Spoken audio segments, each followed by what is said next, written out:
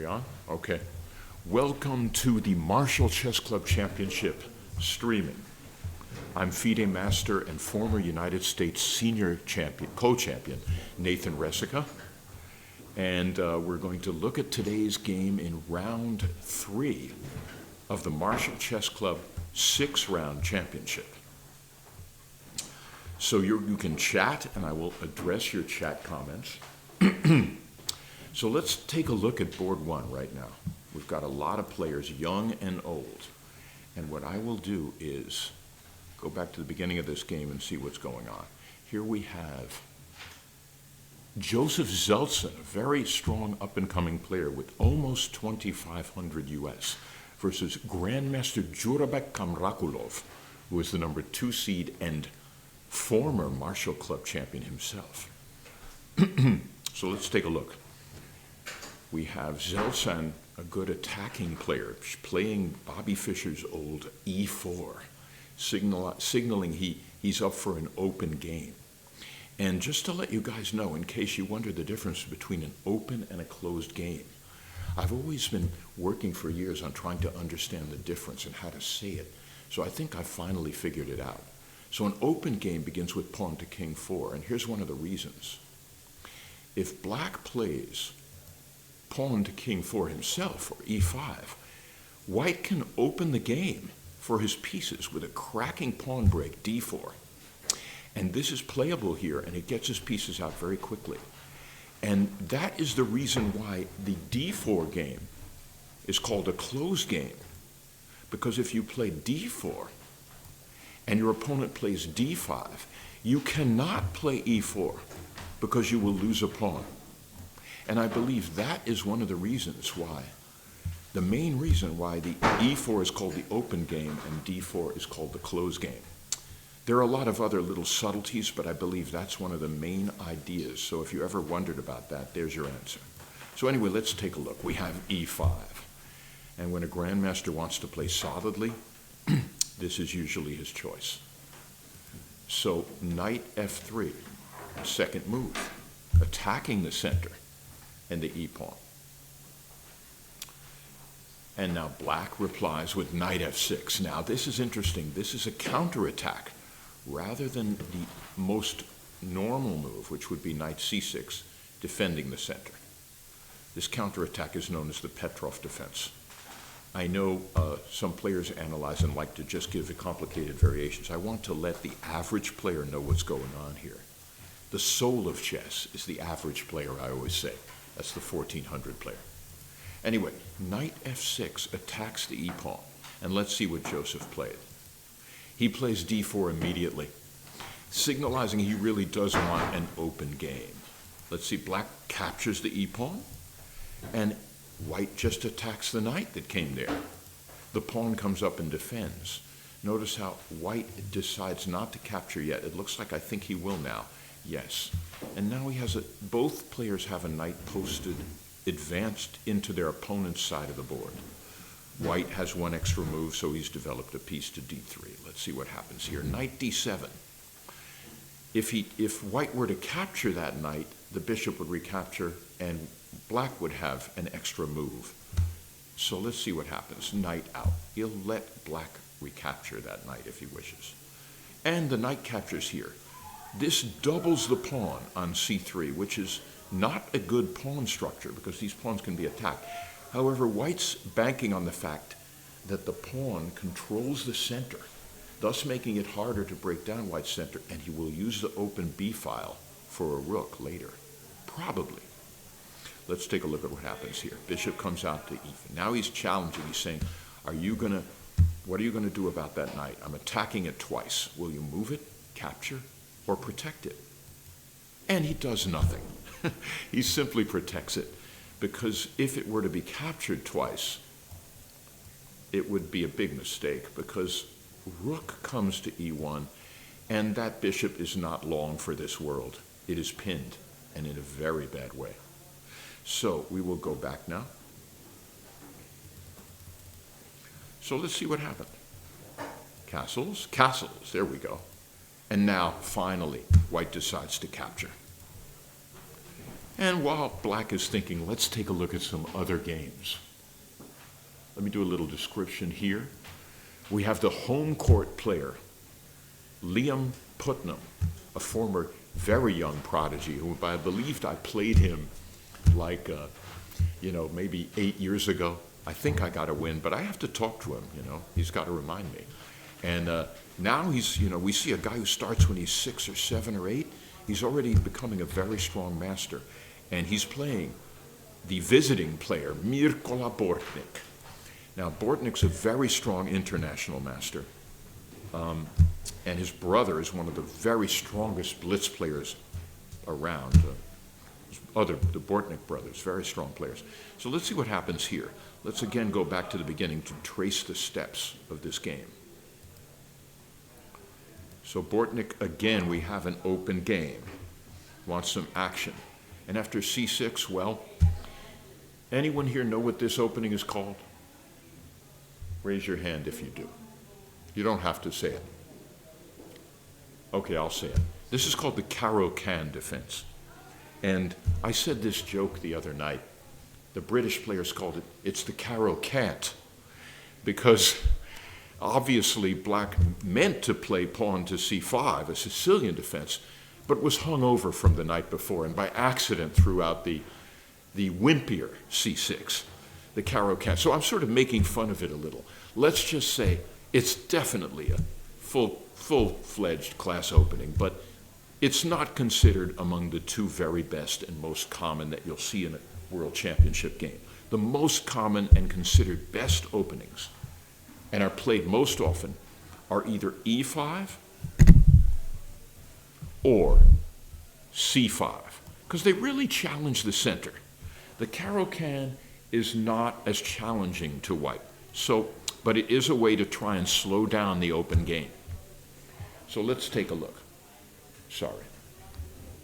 And I will continue. Anyway, all you Caro-Can players, I'm not meaning it as an insult. I'm just doing a little humor here. So knight f3, and white decides not to challenge it as normal with d4. Black, of course, plays d5. And this is a variation Fischer used to play, bringing the pieces out. He takes, and he takes. Now white has a nice development here. So let's see what black plans to do about it. Knight f. He allows doubled pawns. If white were to take this knight, black again is banking on his center control with that doubled pawn to make up for the doubled ugly pawns. By the way, this is another recapture which helps develop black's bishops quickly. Let's see what white chose to play. He chose not to. He chose to bring the queen out early. Knight takes, queen takes, and knight d7, aiming to perhaps bother the queen with knight f6. Quickly, bishop c4 comes out. Knight f6 does bother the queen, but the queen, this is cute. This is definitely cute. I'm sure many of you people there say, well, Mom, you can just take his queen. Go ahead, take his queen. Well, if black captures the queen, I'm sure my sharp tacticians see that white can win the game instantaneously with bishop takes f7 checkmate. Now, this is cute, and this is probably what's not going to happen in this game. So anyway, we're just showing you what our grandmaster has done is showed you that Mirkola Bortnik, our international master, said you don't always have to react to your opponent. When your opponent attacks you, you should first think about what you can do to attack him instead of reacting to him and retreating. So let's see what happened. Sure enough, black blocks the mate. He goes, ha, you can't mate me. But in doing so, he is blocked in his white squared bishop. And that could be a problem later on. So here we go. The queen just pulls back and says, look, I've controlled the center. My knight is beautifully placed. I'm still ahead a move. What are you going to do? b5 attacks the bishop and questions where it wants to retreat to. Bishop retreats to b3. And now let's see what happens. No move has been made. Some people would play perhaps a5. which would threaten to do the oldest trap in the book and trap the bishop with a4. Of course, white would probably react with either c3 or a4 or a3. Let's go back, and now that we have the stage set in this game, let's go check out another game. Now we have Daniel Johnston, who is a solid master, plays at the club a lot, versus, I believe, close to international master Nico Chassin. And Daniel Johnston won against Brewington Hardaway yesterday, a higher rated master. Now, Hardaway, they called it a big upset. I don't think of it much as a big upset. He's a master beating a stronger master, and a master can beat pretty much anyone on a good day. So let's take a look at this. Let's go back to the beginning. Again, I ask you no talking, please, while we do this broadcast, unless you raise your hand. So e4 is played by Daniel Johnston, and Nico Chassin, international master, answers with c5. Now this is the most combative response, taking over the center, the Sicilian defense. In fact, a classic book came out called Sicilian Murder or something. It tries to equate it to a mafia. I mean, because it's from Sicily.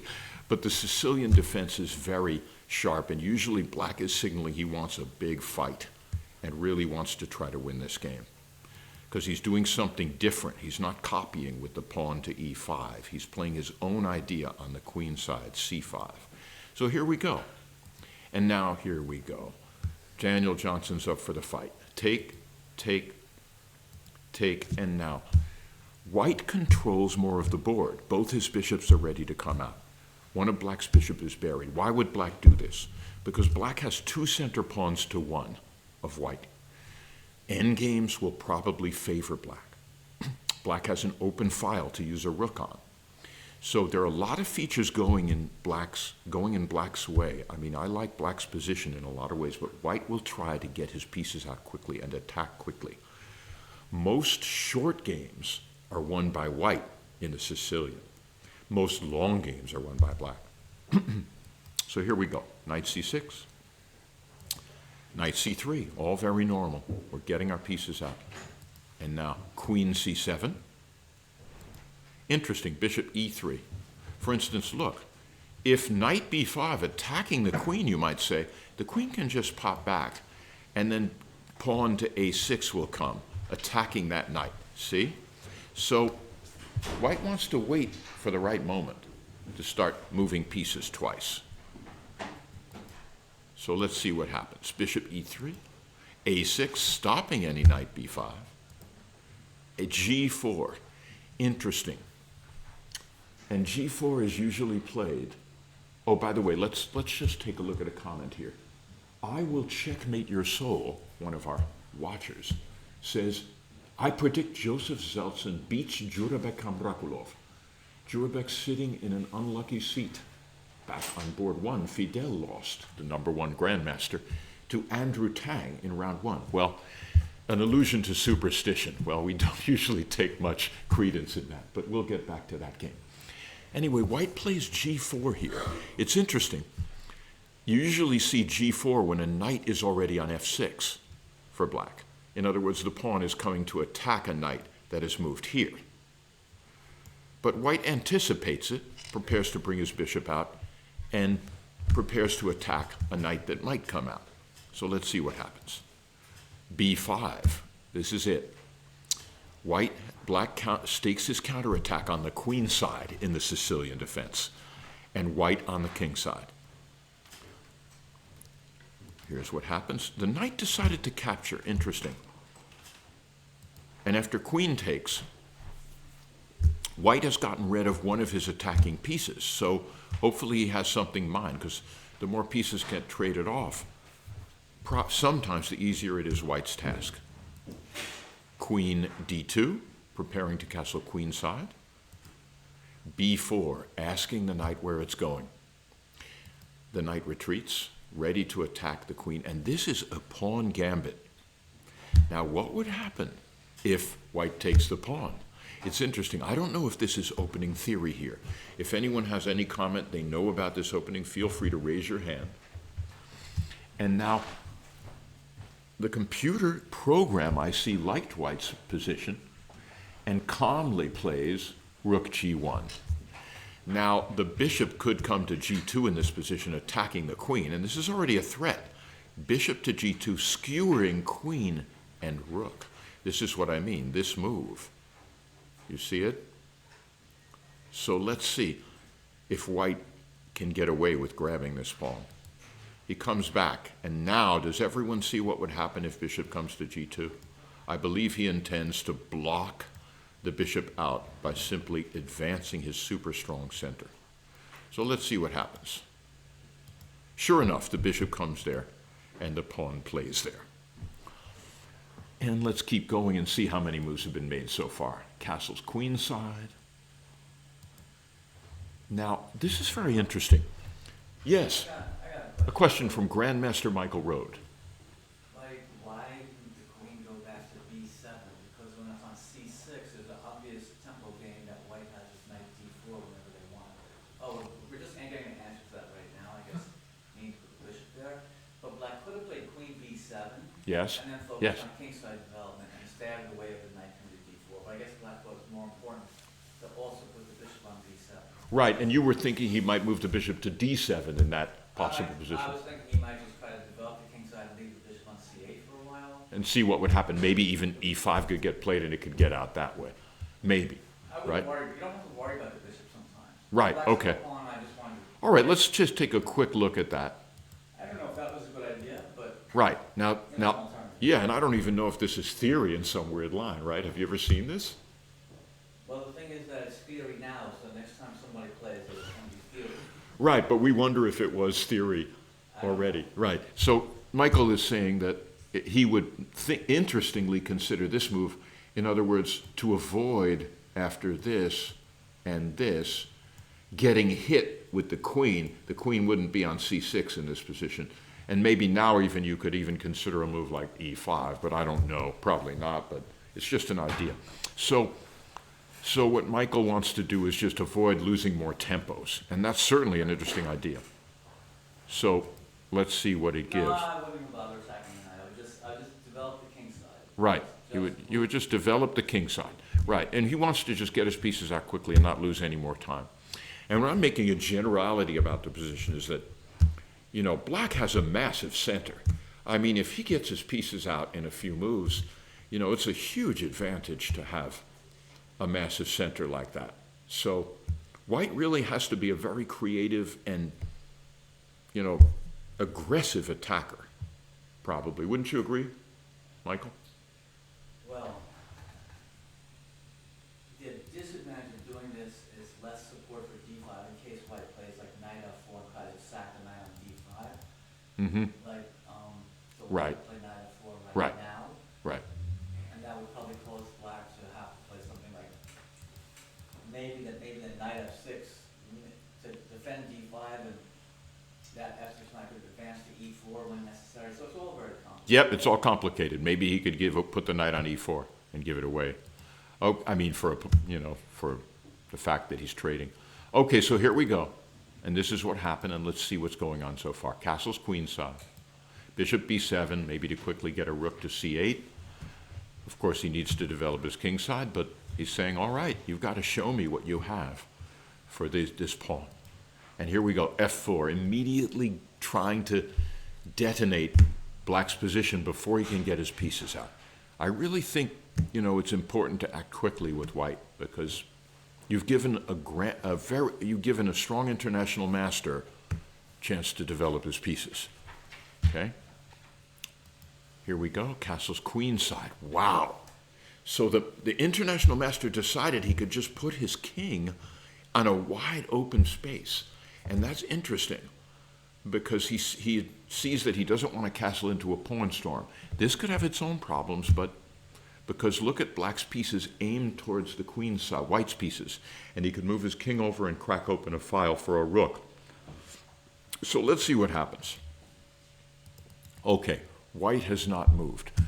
The computer still likes the move I was thinking. I'm glad. That's what I just said. After he moves his king, he could plan to open the C file with a move like rook c1, planning a move like c3, and cracking open above the king. And the king would have to, black king would have to scoot over. But even then, after something like queen d4, he could be threatening mate over there. I mean, this is a long way off, but the whole thing, it's very funny. Listen to, I'll just give you a little tidbit of advice, things I've learned playing as a FIDE master over many years.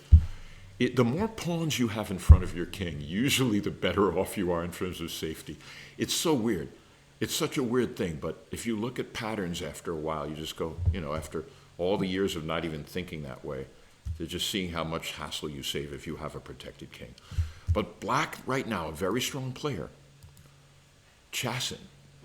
But in now round one, he played a low-rated player and allowed him a lost position. The computer had him down by 3.5 points. And he allowed it, he said, because he thought he would trick his opponent and he wouldn't understand the complications. So he takes a lot of risks, Nico Chassin, it seems, from what I saw in round one. So I don't know here, though. Maybe it's dangerous to castle either way here. But I would consider a move like bishop d6 or something. But maybe, you know, maybe he sees something I didn't see. After castles this way, king b1, and now we'll go to another game while they're thinking. So that's food for thought in this game. I don't know what's up, but guess what? After castles queenside, the chess engines have white solidly better, even though he's down a center pawn. So this is food for thought about castling into an open air way. However, there's a lot of moves left to be played, and it's complicated. Let's go back. I just don't want players downstairs to hear me. Could anyone probably close that door? Thank you very much. Hate to be, even though we're 15 minutes behind, right? What if I say a couple variations and a player hears me right downstairs that I said a move that the computer said? That wouldn't be good. Okay, here we are. Now we're looking at Eugene Yu, a very strong player himself, versus Eshan Habar. Wait a minute, what board are we on? Let me check this. I want to make sure I get all the top boards. No, sorry. We ought to go to a top board first. And we've got Carter Ho versus 2500 Grandmaster Reja Harashit. If I say it wrong, feel free to raise your hand and correct my pronunciation. And now let's look. Looking at this, it looks like a knight or Sicilian, and I'll take it back, and I bet I'm right. I'm not going to brag, but I should know about middle games now. So good, we have another fighting Sicilian. I'm waiting to see someone play d4. Yes? I would guess it's a narrative because the pawn's on h5. Sicilian narrative. Sorry, can you speak a little? I would say it's a Sicilian narrative, Sicilian narrative because the pawn's on h5. Okay, yeah. Yeah, we'll get to that. Great, thank you. d6, we're going to see. f3, we have a knight or Sicilian, just which I said. And now bishop e3. The knight or Sicilian is the most common. And I'll just give a brief background, I shouldn't take too long, is that the move a6 here, probably back when Morphy played and Blackburn, would be frowned upon. I mean, you're not developing your pieces. And that's why almost any move for white here is a good move. It's so weird. Black allows white to do whatever he wants, saying that he's not going to commit his knight to here or here, depending what white does. And it's risky, though this was Garry Kasparov and Bobby Fischer's favorite opening with black. They were almost unbeatable. But I won a lot of games against stronger players with white against this. Now I sort of believe in black's position more. But, you know, it's a great opening for both sides. So let's take a look here. As usual, white is playing for kingside attack, white queenside. So here we go. The pieces come out, h5. Now this is less as an attacking move, h5, as to stop this move, g4, from attacking. So that's why black plays h5. And now black says, I may not castle at all, because he doesn't want to castle over under a weak structure. But he may. Let's see what happens. Knight d5 immediately comes in. And now the structure changes. And now we have a pawn on d5, meaning white's going to storm his queenside pawns to try and gain a passed pawn, meaning this pawn and this pawn will shoot forward, and what black will attack on the other side of the board. Here we go, knight d7, queen d2, rook c8, knight a5. The idea is to simply play c4. He's not going to castle yet. And this is a long-term strategy. Yes, we have a question. What's your name? Can you speak up so I can get it louder? I was just stretching. He was just stretching. Oh, you're just stretching. It's funny, he was just stretching. I thought he was raising his hand. Sorry. It's all right, no problem. When you stretch one arm, at least, yeah, it's funny. All right, okay, here we are. Any comments here on the side? Somebody said, ha ha, the Caro can't. Yeah, I'm glad you liked that comment, Laura and Shauna. Yes, I'm trying to give you little amusing stories from my long history in the game to throw into the, things like throw into the tidbits, when I get reminded of certain things when I see the Caro-Can. I personally never played the Caro-Can. That's just me. A lot of people, and I have a good score against it, but then again, I haven't played, no strong GM played the Caro-Can against me. So that could be an interesting idea too. But now it's getting more popular. Okay, so queen c7, and now c4. What did I say? Now you see, what white is doing is just trying to kill the usual play black has. Because look how solid this pawn is.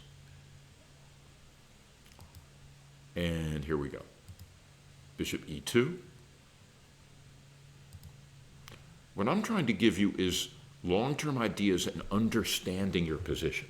Once pieces start getting chaotic and scattered around, then you can just start calculating. But right now we have to know what we're doing. Castle kingside, and now castle kingside, b4. Here we go. The pawns start marching, see? If these pawns can keep going here, and a pawn can ram its way into c6, we suddenly have a pawn close to becoming a new queen. So now black is wondering, and black is the strong grandmaster here. So to me, it looks like our young master, Carter Hall. Are you raising your hand with a comment? Yeah. Great. What's your name? Juan. Juan. I had a small thing about, Yeah. I noticed, if that bishop on G7 was instead on D8, F8, yeah. No, B6, it actually could have been bad for white when the pawns were pushed, because if you start, You got to be a little bit clearer. The bishop on G7, it used to be on The F8. black bishop there was on B7, and those pawns were down, not... You have to give me moves. You have to give me exact squares. Okay. Bishop, the pawn on B4 was, back on Yeah. the other side. Okay. If the black bishop was on B6, it actually could have been bad for white if the king was in castle. Because if the king was in castle, it could have been a skewer for the queen.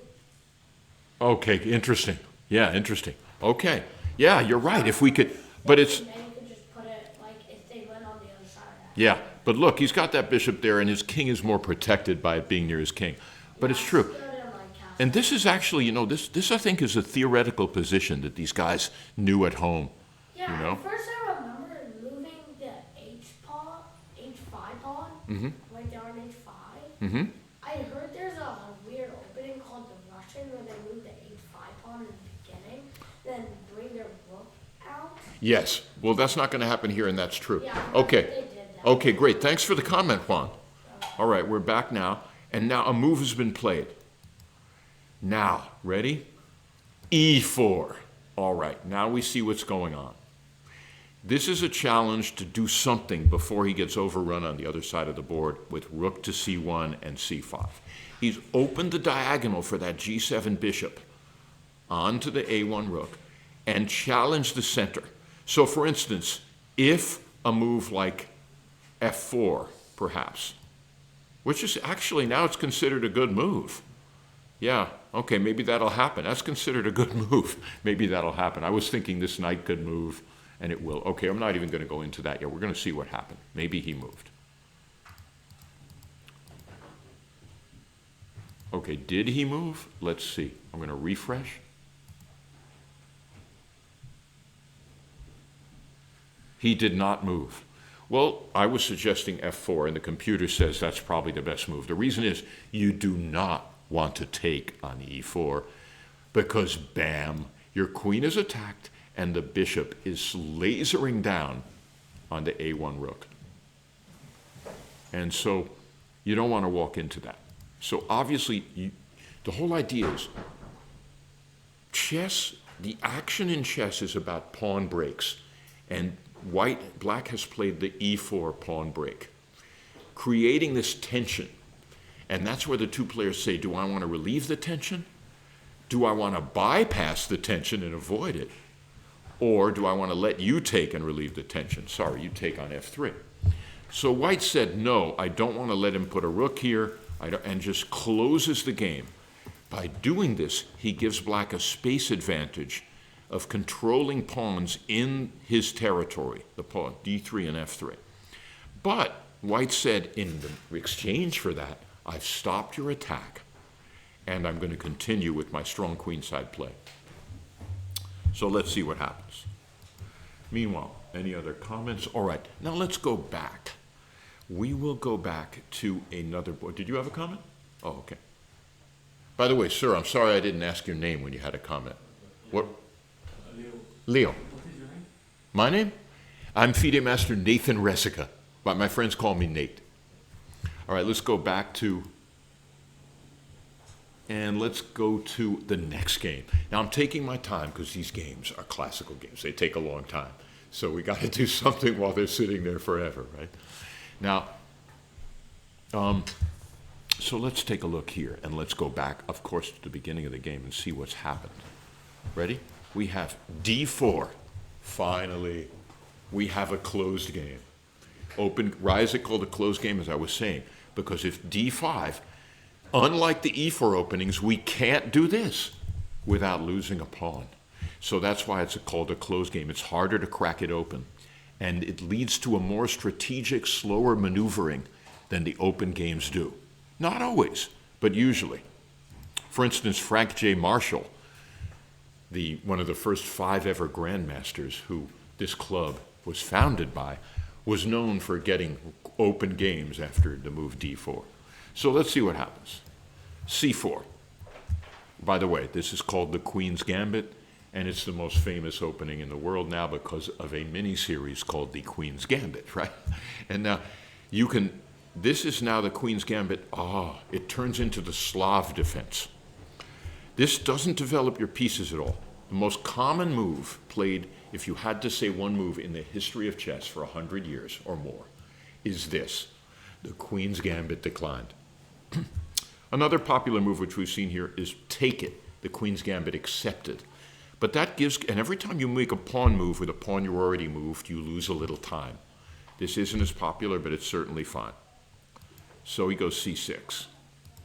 Knight f3, knight f6, knight c3, a6, perhaps threatening to take on c4 now. So that's why white decides to push and gain space. Normally you don't like to move the same pawn twice. But here it's a different choice. Why? Because black has made already 3 pawn moves in his first 4 moves. That's considered a no-no in a lot of ways too in classical chess. But we have exceptions. When black makes an exception, white can make an exception and gain space here. So let's see, knight d7, bishop f4, just in case, just in case, by the way. For instance, if a move like e3, which does nothing, look at this. e5 is playable. Bam. And look at this. If takes, already black is fine after knight g4 or knight e4. Because look at c5. It's being attacked twice, 3 times. And black is better in every variation. Let's say you take, take, attacking your knight, right? Knight d2. Sorry, where is this? Sorry. Knight, oh wow. Even best is e6. But let's say knight d2, a normal move. And now after knight takes e5, black is doing great. I mean, so anyway, let's go back.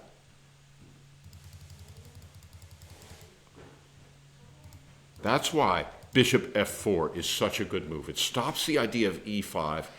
And when you have a dark square pawn chain, you don't want to lock your bishop back. First, you want to play bishop f4 so you can get the bishop out here with this move. After that, the other bishop. See? So this is orderly, just, if you, Emanuel Lasker, world champion for 27 years, said, get the pieces out. And even though he wasn't as profound a thinker as, let's say, Rubinstein, his strategy of just getting those pieces out made things work for him. So it's pretty simple, but it works. Bishop f4, knight h5, ask the bishop where it's going. Bishop pulls back to d2, and he says, I'm leaving your knight on h5 looking silly. g6, to simply get the bishop to g7, perhaps. e4 now. Now that this knight is on the side, this move is possible to crack open the center. Takes, takes. Bishop g7, eyeing the d4 pawn. Bishop c4, developing the piece. Castles, castles. Interesting. All right, black's saying, I don't want to pull this other knight home yet. I want to get my last piece out. And I'm saying, what are you going to do about this knight? You can't trap it. So it's not as bad as it looks. And now let's see, knight takes knight. Wow, white could consider nothing better than, I mean, I might look at rook e1 here. I might look at queen e2. But the engine likes queen e1 best. Very interesting. Queen e1 looks interesting. See, the engine, maybe he's threatening bishop a5 in some ideas. So let's go back. Here, he took. And of course, you took back. And now, what's interesting is, it's hard to say what's going on here, but it looks pretty close to me because this is a backward pawn, the d pawn. And a backward pawn on an open file is a target. Because look, I mean, black could bring the pieces out, let's say, bring his bishop out and pile up on this pawn and occupy the square in front of it with a piece. And it just looks strategically good for black. But what does white have? Oh, let's see what we have. Bonin knows the Chebanenko system says, I will checkmate your soul. Irina has easy play. Well, I'll go see later. Let's see what we have here. Bonin. By the way, I should say, the player with black here is our treasure. International master Jay Bonin, who was commenting with me 2 days ago. He is probably the most experienced player here. He's the oldest player at 68. And the youngest player is a 9-year-old young boy who just walked in here. And Jay has years of experience, and he's beaten almost, when he was in his heyday, he beat every grandmaster around, especially at 30-minute chess. He probably won more 30-minute tournaments than any player in history, and I'm pretty confident of that, because he played every tournament. And before they had the 30-minute chess, all the tournaments were long chess. So you took a weekend to play a whole tournament. 30-minute chess allowed for tournaments, complete tournaments in one night. And so Jay mopped up on that. So someone should do a search, but I think Jay won more tournaments than anyone in the world. That is I think it's safe to say that, because he played all of these and they were in New York all the time.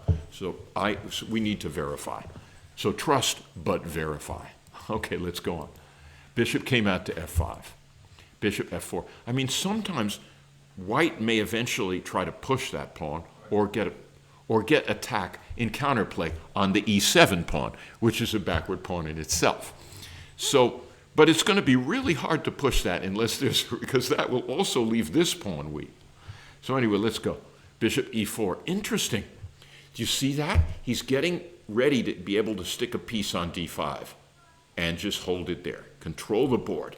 Because when you have a piece on d5 like that, it will radiate control all over the chessboard, sort of like a starfish. So it goes on. Bishop e5. So White's saying great minds think alike. Like, I should say, White is 8-time U.S. women's champion, grandmaster in her own right, Irina Krush. Now, isn't that a good name for a chess player? Krush. I mean, even back when I began, players would taunt me, I'm going to crush you. I'll never forget when I was walking down the hall at a tournament. And kind of rude, right? But, we all try to be more polite than that, but there is trash talk. So let's go here. Bishop d5, here we go. Saying, because if you'll notice, the white squares are weaker in White's position because his center pawns are on dark squares. And Black has center pawn here on white squares, so he can trade off that white square bishop, favors him. Irina Krush is not him. So here we go, let's see what happens. Queen d7. I think Jay feels very comfortable here. And look, Jay is doing what we said, piling up on that center. Knight d7, look at that. Now you see, that's one of the reasons Jay didn't play this move, which many players might do, a move like this. e6, because then the knight could head towards that square, which would be weakened by this pawn move, and that would be a tremendous outpost. So Jay is very experienced. He is not allowing anything like that. So now we see Irina's heading there anyway. Or who knows where she's heading. Let's see what happens. And here we are now. This is the position. And this is a very important game for New York home turf bragging rights. We have 68-year-old Jay Bonin, who was just on death's door in rehab. I was visiting him in a rehab center, and he was in horrible shape. I mean, we really didn't know if he'd ever get out. And he came out and won 2 tournaments. I mean, it sort of reminds me of Mikhail Tal. Now, Tal was a world chess champion who looked like he was 80 when he was 55. He drank and smoked constant gin and tonics and cigarettes. Now, this is not a good thing, I think. I mean, I was always wondering, is it worth it? But this guy was amazing. I mean, he won the World Blitz Chess Championship drunk over Kasparov and Karpov when he looked like he was 80 years old. But I'm just telling stories now, okay? I was lucky enough to play him in a simultaneous and at a party with just 5 of us. And he was drinking and smoking. I just couldn't believe this guy. Finally, our local senior master showed up at 11 when Tal was pretty far gone, and finally beat Tal. And Tal said, to the championship of the free world, one more game. He was visiting America in 1988, right before the fall of the curtain. And, and he lived in a communist country. I mean, there wasn't much to do, and there were a lot of people who drank themselves to death over there, Anyway, this is a long story, but we'll keep going here. So this is an important game for New York bragging rights. Irina Krush versus Jay Bonin in the Marshall Chess Club Championship. This is big, because Jay is a 2280 player now. I'm 2200. Irina is 2430 FIDE. So she's 2500 US. So she's got almost 300 points on Jay now, 250. And so, and she's got white. And right now, I'm telling you, to me, Jay looks very secure. In fact, I don't know yet. I like Black's position. Now let's look at the engine. The engine has it dead even or favors Black very slightly. So with me, I'm old-fashioned. I like to think for myself. I don't look at the engine if I can help it. But now I'm doing this job. I've got an engine right in front of me. So I'm trying to avoid looking at it. Anyway, let's keep going. Now, so do we have any comments? I am an old master. I'm not good anymore. Who are you? Said, I will checkmate your soul. Oh, I think he's talking to another person. I'm Michael Lee, 13 years old, but a bit washed up. I like it. All right. She was promising from such a young age, only female GM in the country ever. Okay. She's true. She's a class grandmaster, not a woman grandmaster, which is a different title. It's not the same standard as a real grandmaster. Okay, we're going back to the games. Anyway, I think Jay is feeling comfortable, and let's look at the time situation. Irina has an hour and 1 minute left for her first time control, and Jay has an hour and 16 minutes left. Jay is feeling comfortable right here, I'm telling you right now. So let's go back, and that's a big game. And right now, we're still in the middle of this tournament. Anyone can win this tournament, so it's open. Now let's go to Leif Pressman, who's a colleague of mine. I'm a Westchester player now. I grew up in the city, and so is Leif. We've gotten together a lot, and was a very promising junior. He hit mid 2400s, very young, and now he's around 32, and just a strong master at 2400. His FIDE rating's 2290, and he's playing a 53-year-old David Grasso, who scored a big upset, I believe, in round 1. I don't have the stat in front of me, but I believe he beat a GM or a strong IM in round 1. So here he is with white, and let's go back. I'll try to guess the opening here. Looks like it could have been a modern defense or a Philly door defense, but I'm going to go and see. Let's go back. We had E4, E5, which could be a Philly door. Let's see. Petrov, well, we had a bishop's opening, and D3. So white's saying he's not going to really try to blow black off the board at all. He's playing a slow development. Knight C6, okay. We have an Italian game, ladies and gentlemen. And I'm part Italian-American, very proud that the early theoreticians of chess were from where? Well, we go back to Persia 1,000 years ago, right? But we're going back 500-600 years. We're talking Spanish monks and priests by the name of Greco and Palerio Italian monks and priests, and Spanish, Ruy Lopez de Segura. So we're talking, these guys had a lot of time on their hands, and the priests were and I'm also a musician, a guitarist and singer, and the first book on classical guitar was written by a Spanish monk and priest. So these guys, really got good at what they did. They had a real strong faith and discipline. And these guys were monstrous players. So let's go back here. Knight C3. Okay, that is a little unusual. Maybe he's angling to play pawn F4, which is why he's holding back on the knight F3. So bishop B5, B4 says, what are you doing? Maybe I'll take you, maybe I won't. Knight F3, D6, castle, all right. Notice how there's no way Leif's just going to take by himself. He's going to wait to be provoked by A3. I mean, this is all a tempo game in the opening. You've got all your elements to think about. You've got time, space, material, pawn structure, and king safety. And they're all thinking about all these things. So let's see what happens. Okay, he goes after the pair of bishops. Leif says he's going to be able to win one of these bishops. Bishop back, all right? You see, if he had hold on. If he had tried to save the bishop and say check, then C6, bishop A4, and now even, B5 is playable, among other things, and then he'd get the bishop anyway. But, so it's interesting. It looked like he was giving up his dark squared bishop, but now he goes after the pair of bishops. Takes, and white's saying, my A pawn moved to B3. It controls the center more, and I got an open file for my rook. So he's saying, all right, you wasted time moving your knight over.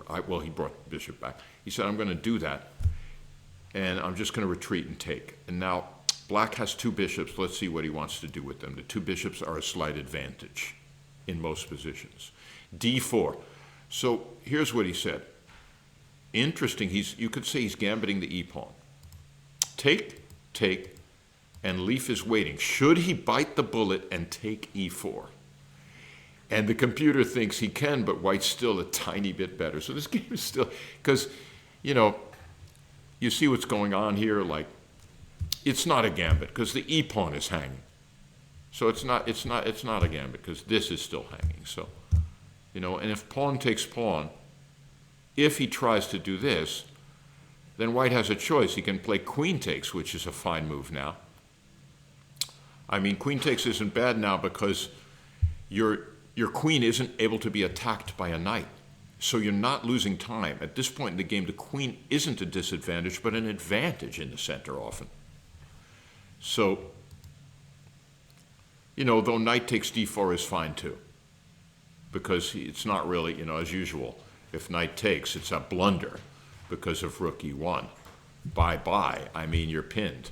So we all realize this is, but Leaf is still, Leaf Pressman, by the way, is, oh, it happened? Let me go back and make sure. Refresh. No, it didn't happen. Here we are. So Leaf is going to decide, my guess is whether he's going to castle, play bishop g4, or Leaf is just saying, I've got a pawn structure advantage now. You've got a weak c3 pawn. And I'm going to make that tell in an endgame, perhaps. That's what I think going on. But Leaf's got to find a way. See, White could say, I'm the low-rated player. Maybe a draw is okay for me. But Leaf doesn't want to draw here with Black. This is an important game for Leaf to try to win. So it's interesting to see how he's going to do it. Anyway, now we got to go to a different game. Any comments here? Okay. Okay, FIDE is deflated. It's pathetic. Every master is underrated. I like to whine about it. I'm not going to make an excuse. I mean, I had a 2100 FIDE rating, and the reason I'm down to 19-something FIDE, I'm going to say it's the Asian junior invasion. It's like the work ethic of the juniors at this club. They come in. One kid he has a FIDE rating of 1,500, and he became 2,100 US already. There are tons of these guys out there because their FIDE ratings aren't catching up yet. So a lot of grandmasters are complaining they're losing and drawing to 2,000 players, and that never happened before. So FIDE is changing the rules and eliminating they're making the lowest FIDE rating 1,400 starting next year, and they're giving every 1,400 player 400 free points. So a 1,400 point player will now be 1,800 FIDE because of massive deflation and everyone's rating plummeting. I'm not whining. Maybe I just played bad and got beat. But I'm saying there's something going on. I'm whining a little bit, but what can I say, I have no excuses when someone beats me. You played well. But the rating system, something's going on. And let me tell you, I'm not boasting. Let me just say, I beat almost every prodigy I played coming up. Like, they became famous people. Waitskin, when he was Nakamura, I beat in an important tournament in Budapest at round robin. And he keeps talking about our game on his Twitches. It's great. He talked about it last week when he played at Perked events, and I beat him in Budapest. I'll always have that. But now I'm finding it, maybe it's because I'm older and a little slower. The kids are learning very fast. They're studying well. They've got trainers. And now it tells. Right now, Abhimanyu Mishra is 14 years old. And he finished second in the U.S. Championship. That is astounding. Anyway, that's just a segue. Let's look at the next game. And if anyone has questions about that, sure. But I saw people talking about it. They said the same here. They're saying all of these grandmasters and masters are now underrated because of FIDE's deflation. I agree with you, but I don't know what the answer is. They're doing something. So let's go here. But maybe it's better to be underrated than overrated. All right, let's take a look here. Here we go. We now have another closed game. Wait a minute. Is this the right? Hold on. Nope, we got to look at this one. Yep, no, we don't. We got to go back. And now let's go to Eugene Yu versus Eshan Hapar. We got a 2,000 player versus a 2,100 player. These are two experts, but young, strong experts who are coming up fast. And this, to me, I'm looking at it, it looks like it was a queen's gambit. We have a position with hanging pawns. Now let's see if I was right on the money here. Knight f3. Well, that's the reti opening where you start with knight f3, but it transposes to a queen's gambit. And sure enough, no, this is a Zuckertort opening. But watch.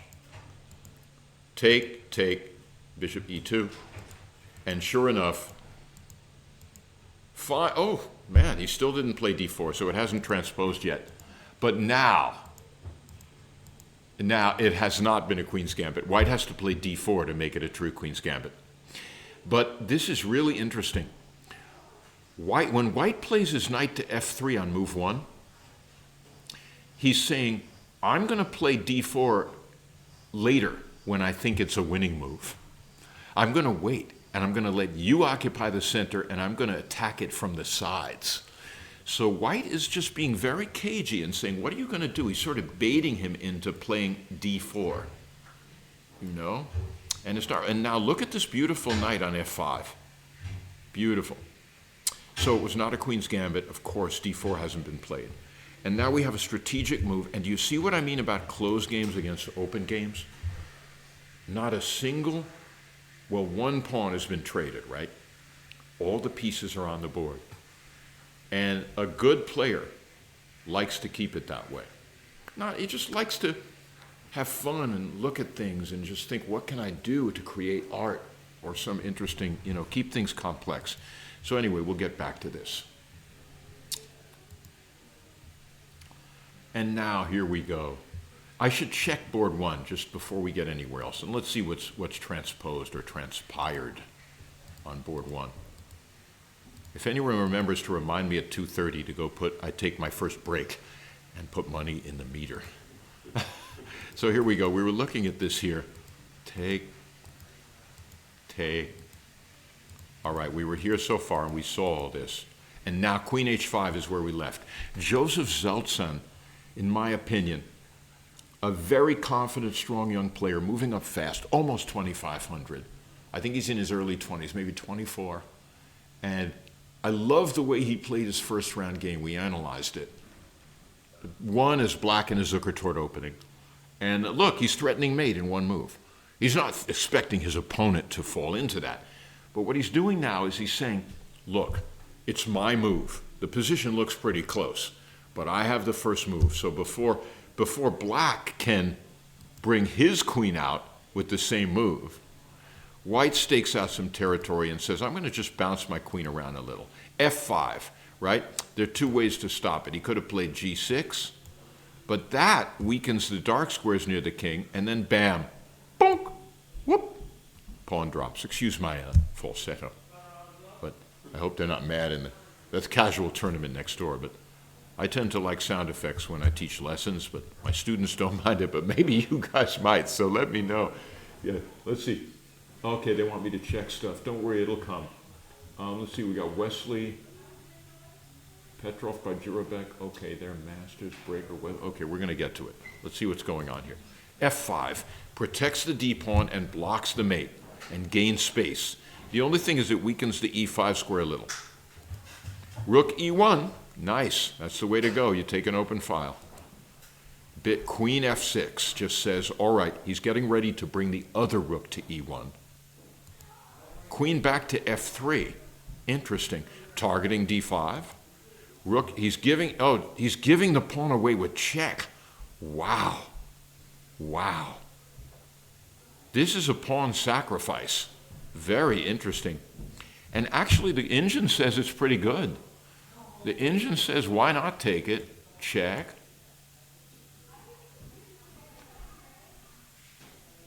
If bishop E6, you can just, so he's got to take, and now just rook takes rook and bishop D2. I mean, I'm wondering if black had to give this pawn away. I mean, I can't believe they just blundered the pawn. No way at this level. But according to the engine, I almost wish we didn't have it. Because once someone sits with an engine, they come off as thinking they're smarter than all the players. You get C6 is a move, and then white has a small edge, but it's really close. It's a pretty symmetrical position, you know. And the white can use the B file maybe. Let's see what happens. But according to okay, yeah. All right, what we got here? Rook E8, and now let's see. No, I'm going to go back because I don't think that happened. Refresh. White did take the pawn check. This to me seems like a very, very risky gambit. Yes.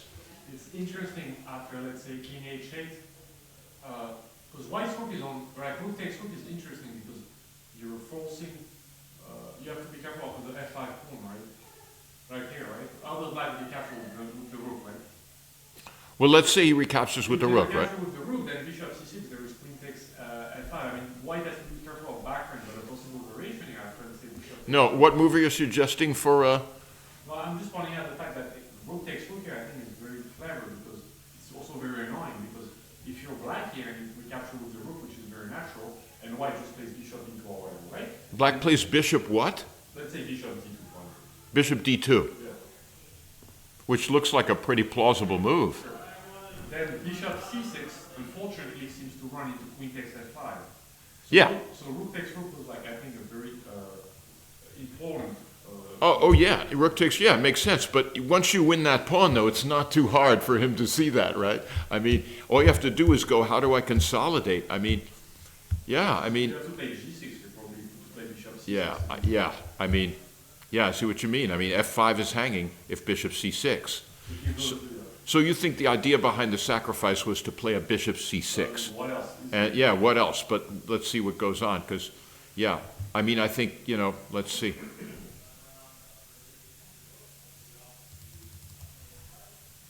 So let's see what happens so far. Maybe white's just going to take a little time to find the best consolidation move. But you're right, I mean, let's see what's going on. Are you telling me he didn't play it yet? Wow, he's still thinking. Yeah, interesting. I mean, bishop takes is also, then I'll play my bishop out and move my rook to e1 myself, maybe. And, okay, the pawn is doubled on c3, so he's saying, I'm giving you a pawn, but you don't really have an extra pawn. But still, it's a strong center. Bishop c6 is coming, I get the idea, to try and get some mating attack. He took with the bishop. Very interesting. Very interesting. But still, the computer thought rook takes was probably better. Now, we could look at several moves. Bishop d2 is the most natural move. And the computer likes it too. I mean, just develop a piece, you've got your extra pawn now. But for instance, let's just look at your idea. If bishop c6 now, let's see what the idea is. Because you're knocking the queen away from the king side, and that's the idea, right? To try and get some sort of attack. And so if queen b3, your queen is on the other side of the board, and black can try to do something down here. Like queen h4. Now we have a mate threat, and the white squares are weak, but still, that bishop can always come back to f1 in a lot of moves. So, the computer just likes a simple f4. But wait, then bishop g2? Oh my God, that is cute. Look at that. While the other queen is out of the game, we have what you call, I believe, a perpetual check. And this is a perpetual check draw that will happen after king takes, check, and there's really no place to go without falling into check again. I mean, so it's a perpetual check. I mean, here, right? Queen h4 check. And, you can't really go to the center. The other rook comes in. So I sort of see, the logic. Once bishop c6 hits, and that queen is chased to the other side of the board, there's not enough people to defend the king side. So that's really quite a nice idea. I see the idea. So maybe white needs to anticipate that. Now that's the move. Giving h3. Now there is no perpetual. And so now maybe the idea is f4, f5, f5, f6, something like that. I mean f3, excuse me. So let's go back. So very interesting, and now we see the point. But Joseph's a very strong tactician with white. He's going to think, what do I do? And maybe the answer is to come back to f3 and anticipate it. But then again, then he's slowing down his development.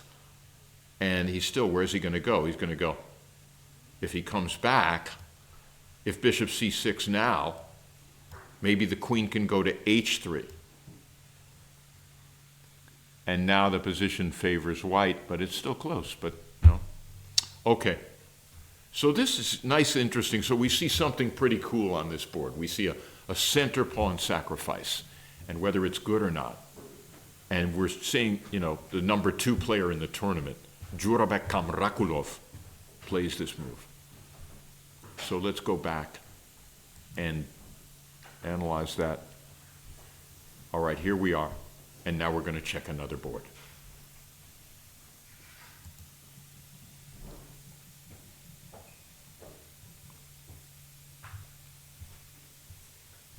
So let's see what Zelsens finds. And now let's take a look at the, well, we got to go back to this, since Jay is such a most popular player, we have to go back and see how Bonin is doing against legendary and very popular Irina Krush, the greatest ambassador for women's game from America. And now we have here, again, we now have a dead even game. And Jay is thinking, and he has 25 minutes more on the clock than his opponent. So Jay, believe me, Jay is a fighter, and he really wants to, you know, he's going to try to create something here. So you can always learn from watching Jay Bonin.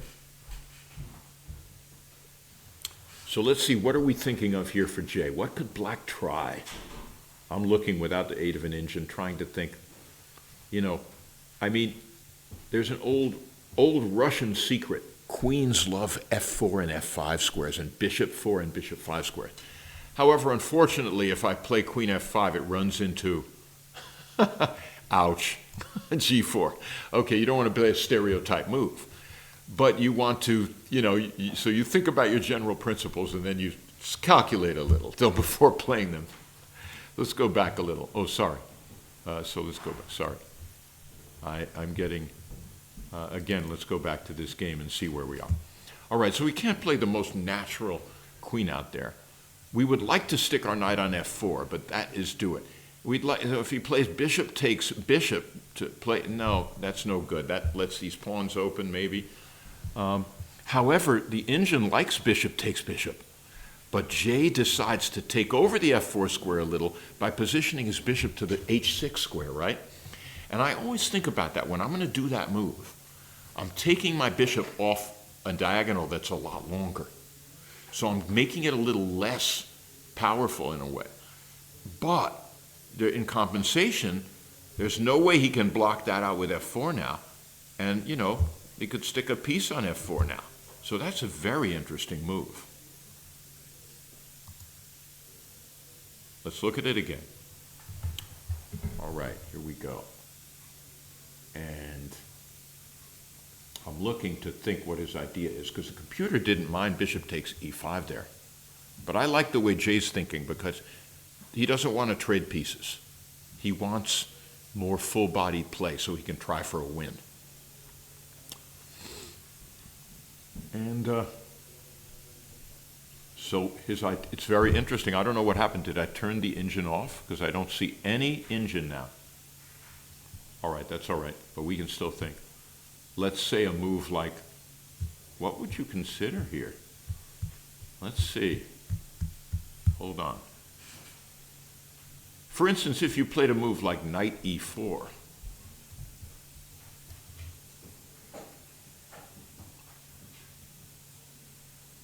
okay, I'm glad my move is decent.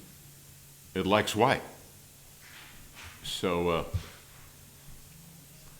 you know, I guess that's the drawback, because this bishop is bearing down on that king side when you pull the other bishop away. So white is starting to be considered a little bit, tiny bit better. But let's go back. Like, I'm going back to something. Let's say, well, he hadn't taken on e5. But if he had, the computer was looking at this, and then knight g7. Wow. Whoop. Yeah, very interesting. Look at that e6 square for the knight. I mean, it just lasers in on that d4 pawn. And And maybe also can engineer a queen trade that would leave an advantageous endgame here. So, this is interesting food for thought. I'm not going to go too far into it. Okay, so let's go back. And now, do what was played.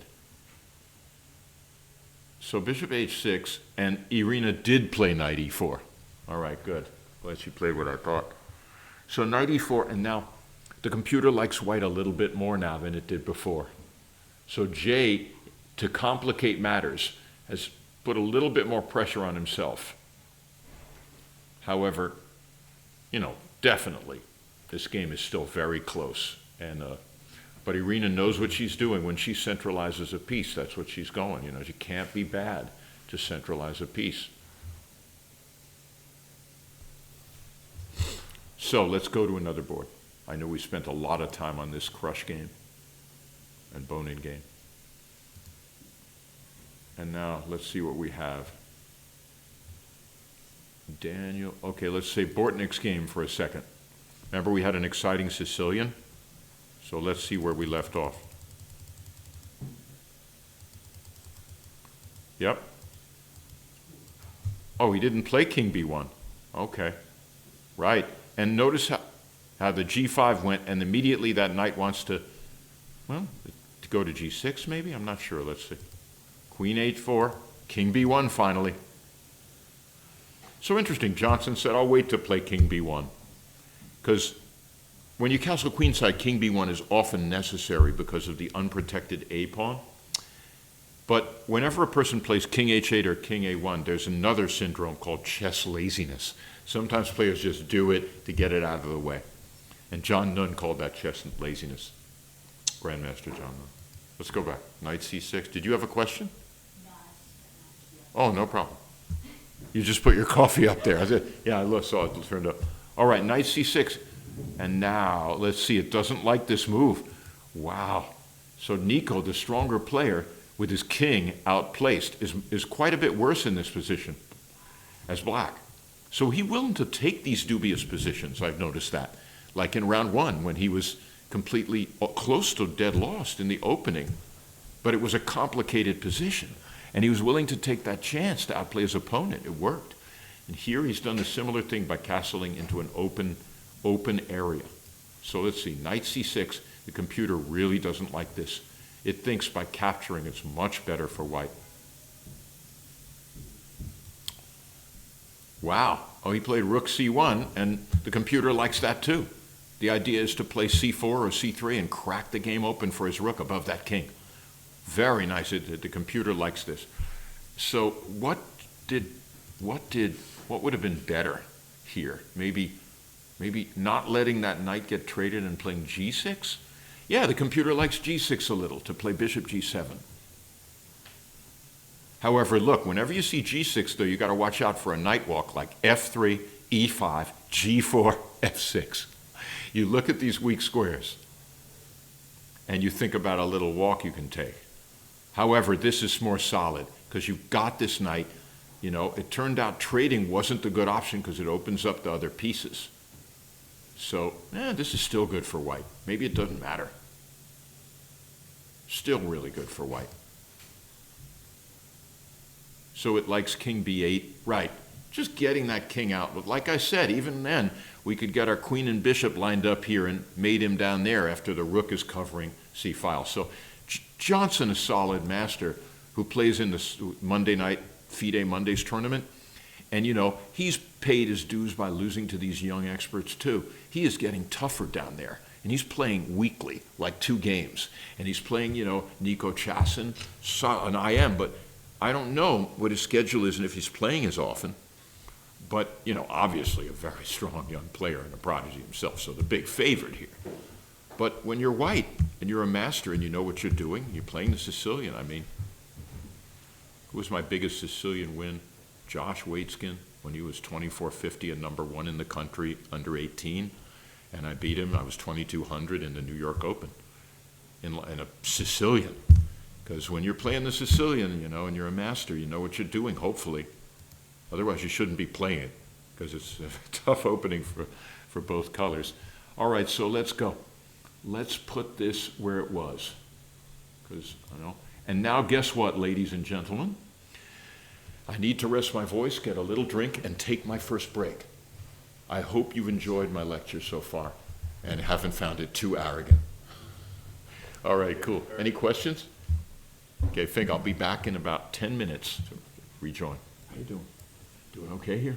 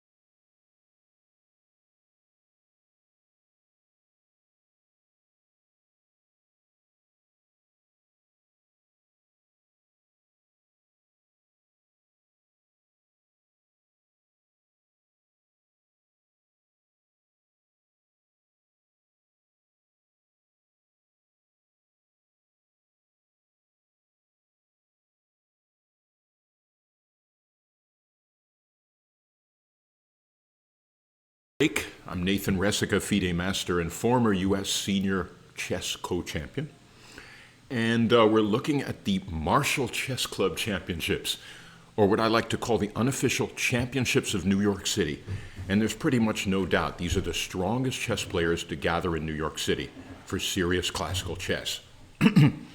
Since there's no Manhattan Chess Club anymore, there's no more rivalry between the two clubs. So we were looking at games. Excuse me, I'm just getting a sip here. All right. So let's see what's happened since I was last gone.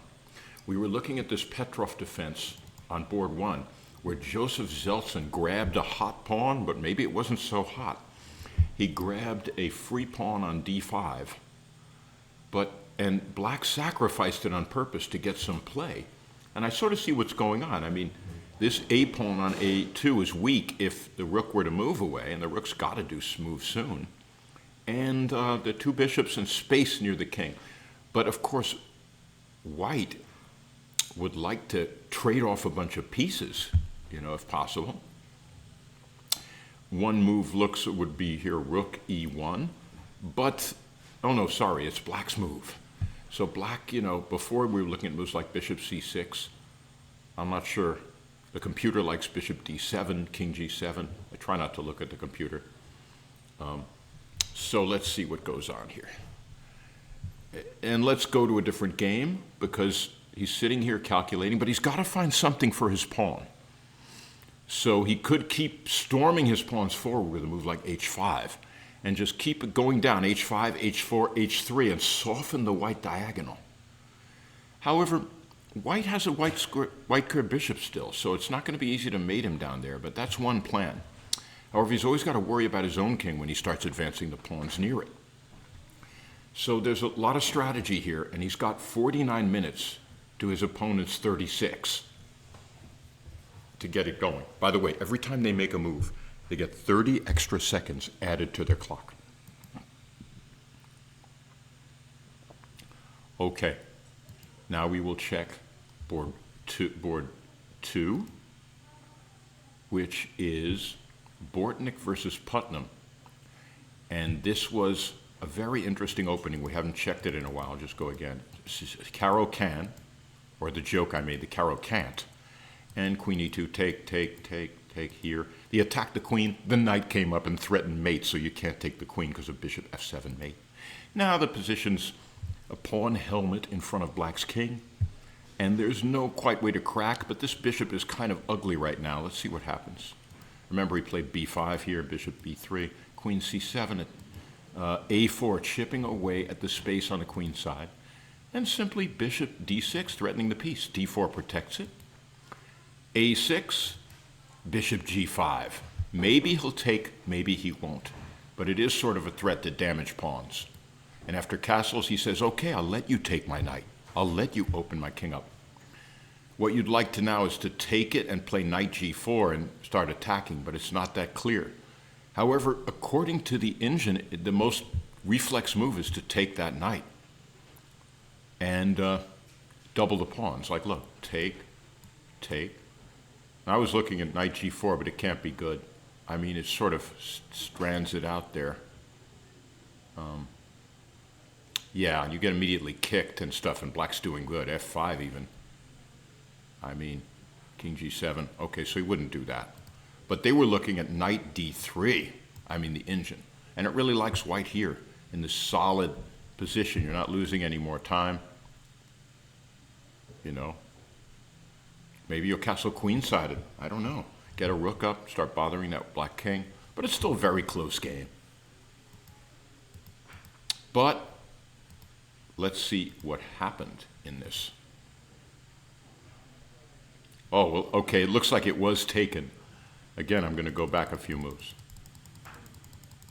There's a lot of moves happen. So he did it. He said, I dare you to take my knight. He castled right into it, of course. At least he did take it, and beautiful, knight d3. Now, we got Bortnick, a strong international master, against the local American Liam Putnam. So we got a Ukrainian versus American. Of course, we're all, just human beings, but still. This is the home turf of Liam Putnam. He grew up in this club, so He's got that going for him, the home court edge here. But he's saying, all right, I created an imbalance.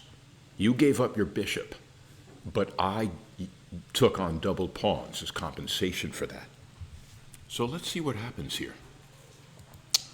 Bishop b7, he's getting ready. Both his bishops are aimed, strafing, like sort of anti-aircraft artillery toward the king side. Castling into it might be a foolhardy thing.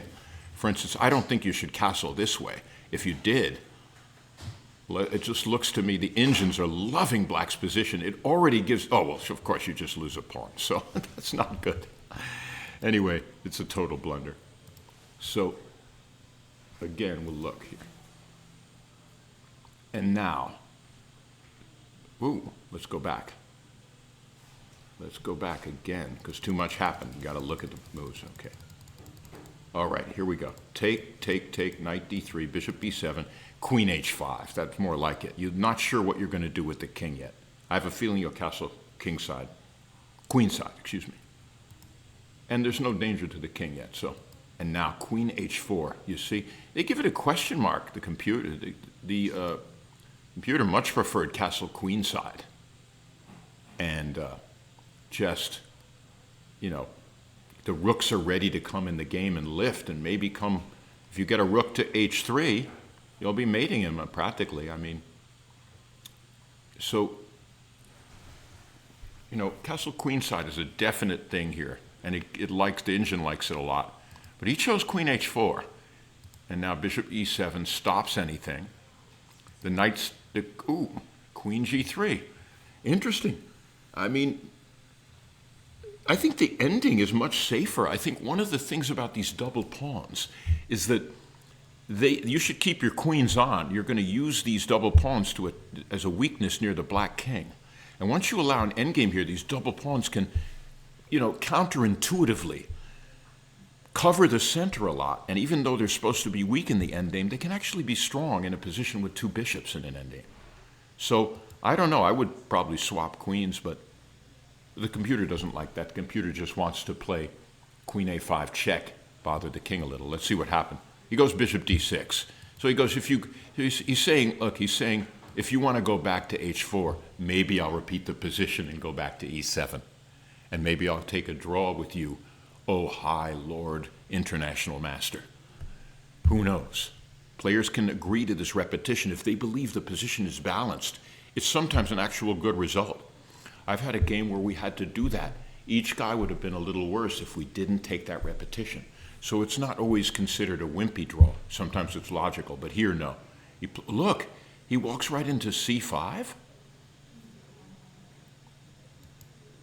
Okay, I'm just curious. Oh, because no, c5 is unplayable because of queen takes f6 check. So he has to do something like this.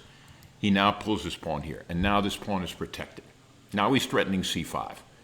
So let's see what Bortnick does. Yep, he says, all right, I'll let you double my pawns. But what are we getting for doing this, allowing these double pawns? Does anyone know?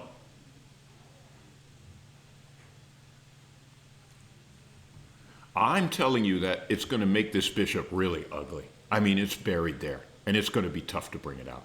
So that's what he's wanting. And also the two bishops are gone. So he does take it. You know why? Because that knight is just too strong. It's just sticking in your face. This is called an outpost. So it must be taken really, and he took it.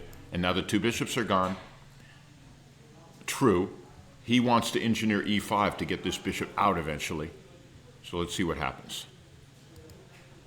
Queen check, that's what he got, queen e3. And he's going, all right, he's giving up a pawn on b2. That is wild. Now let's see. If the queen takes on b2, maybe he's going to play c3. No, he can't. He's just got a castle. And I think, you know, I don't see what's wrong with taking that pawn. I mean, all right, it's close. You've left the side and the rooks come in quickly. It might be a good sacrifice. It loses time for black when he captures that pawn. So it's probably, you know, but it's certainly playable to take it. I'm not going to go too far into it. We've got a lot of games going. He decided to give more double pawns. Okay, we have an isolated pawn on e3. We've got an isolated pawn on e3. Yeah, if anyone has any questions, feel free to raise your hand. And we've got chats here too. And so it's interesting. Black has given white these ugly chopped up pawns. And these ugly chopped up pawns. And but there's no way to get at them. And the bishop on b7 is so ugly. The only way to get it in I can see is to, well, you could play for a5, you could play for bishop c8 and e5. But I think white is banking on this bishop of his is superior to his opponent's bishop. So let's see what happens. Rook d8, king e2, that makes a lot of sense. Even though you're on a white square, it's hard to see how black can do that. But black seems to me like a5 is a move for black here. Black hasn't moved. But then again, a5, yeah, a5 idea to play bishop a6. That's a reflex idea. That's what you might think of first. The other idea is king g7, king f6. And now the rooks are going to face off. But it's hard to see what... Let's do this.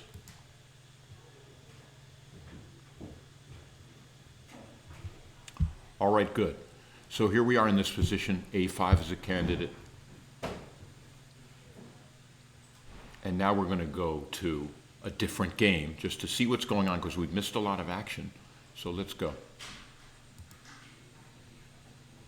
Meanwhile, we should check board one to see what's happened.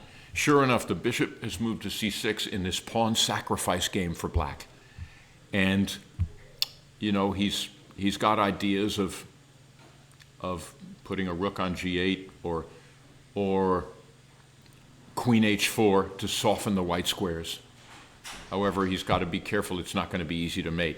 One idea is to play queen h4, allow g3, and come back with the queen, play f4 next, chip away at a weakened structure on white's king side.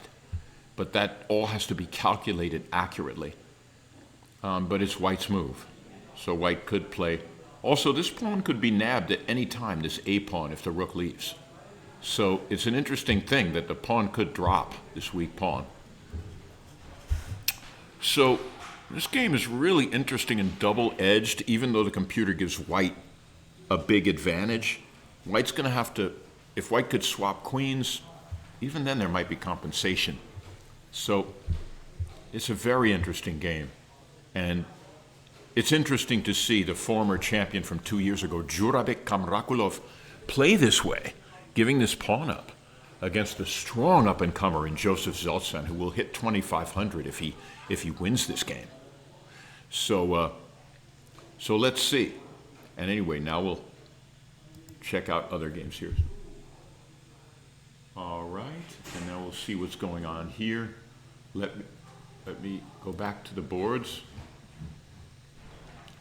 And so let's see. Yeah, we had a very interesting game here. And sure enough, the queen came to d4 as I predicted, right? And the king is wide open. Black's king is wide open. And wow. Take a look at this. White is down a pawn, right? The engine has him ahead 5.5 points, as if he's ahead of rook. This is what happens. You're breaking a lot of principle by playing castling into an open field here without being able to trade queens. If black could trade queens, it would be such a great thing. But right now, there's no way to do it. And c3 is my idea, to just break open that c file. But according to the computer, c4 is even better, because it forces almost en passant because of the pressure on d5, but I'm not sure, actually. It's weird. Very weird. But c4 looks good. I mean, and he's got a half hour left to 43 minutes. And I think this is looking very good for our local, master, Daniel Johnson, to get a big win over an international master. And he already beat one international master GM. So this move looks great. I mean, look at the pinned pawn. The bishop would take it on c6. He's facing off a rook in front of him, but he's ready to play queen a7 at any moment. But if takes en passant, bam, rook takes, of course. And look at that. This is fatal. I mean, this is...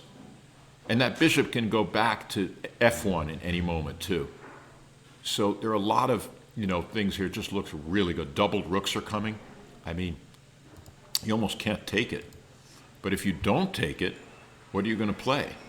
I mean, you're threatening takes. He's got to move his king. Yeah. We have a board 9 winner joining you. Okay, we have someone joining us already. Okay. So board 9, okay, hold on.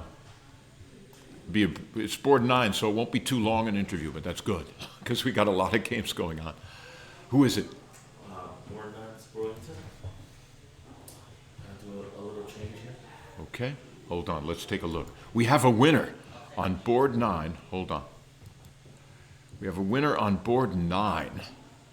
And what is board? Do we get board 9 here?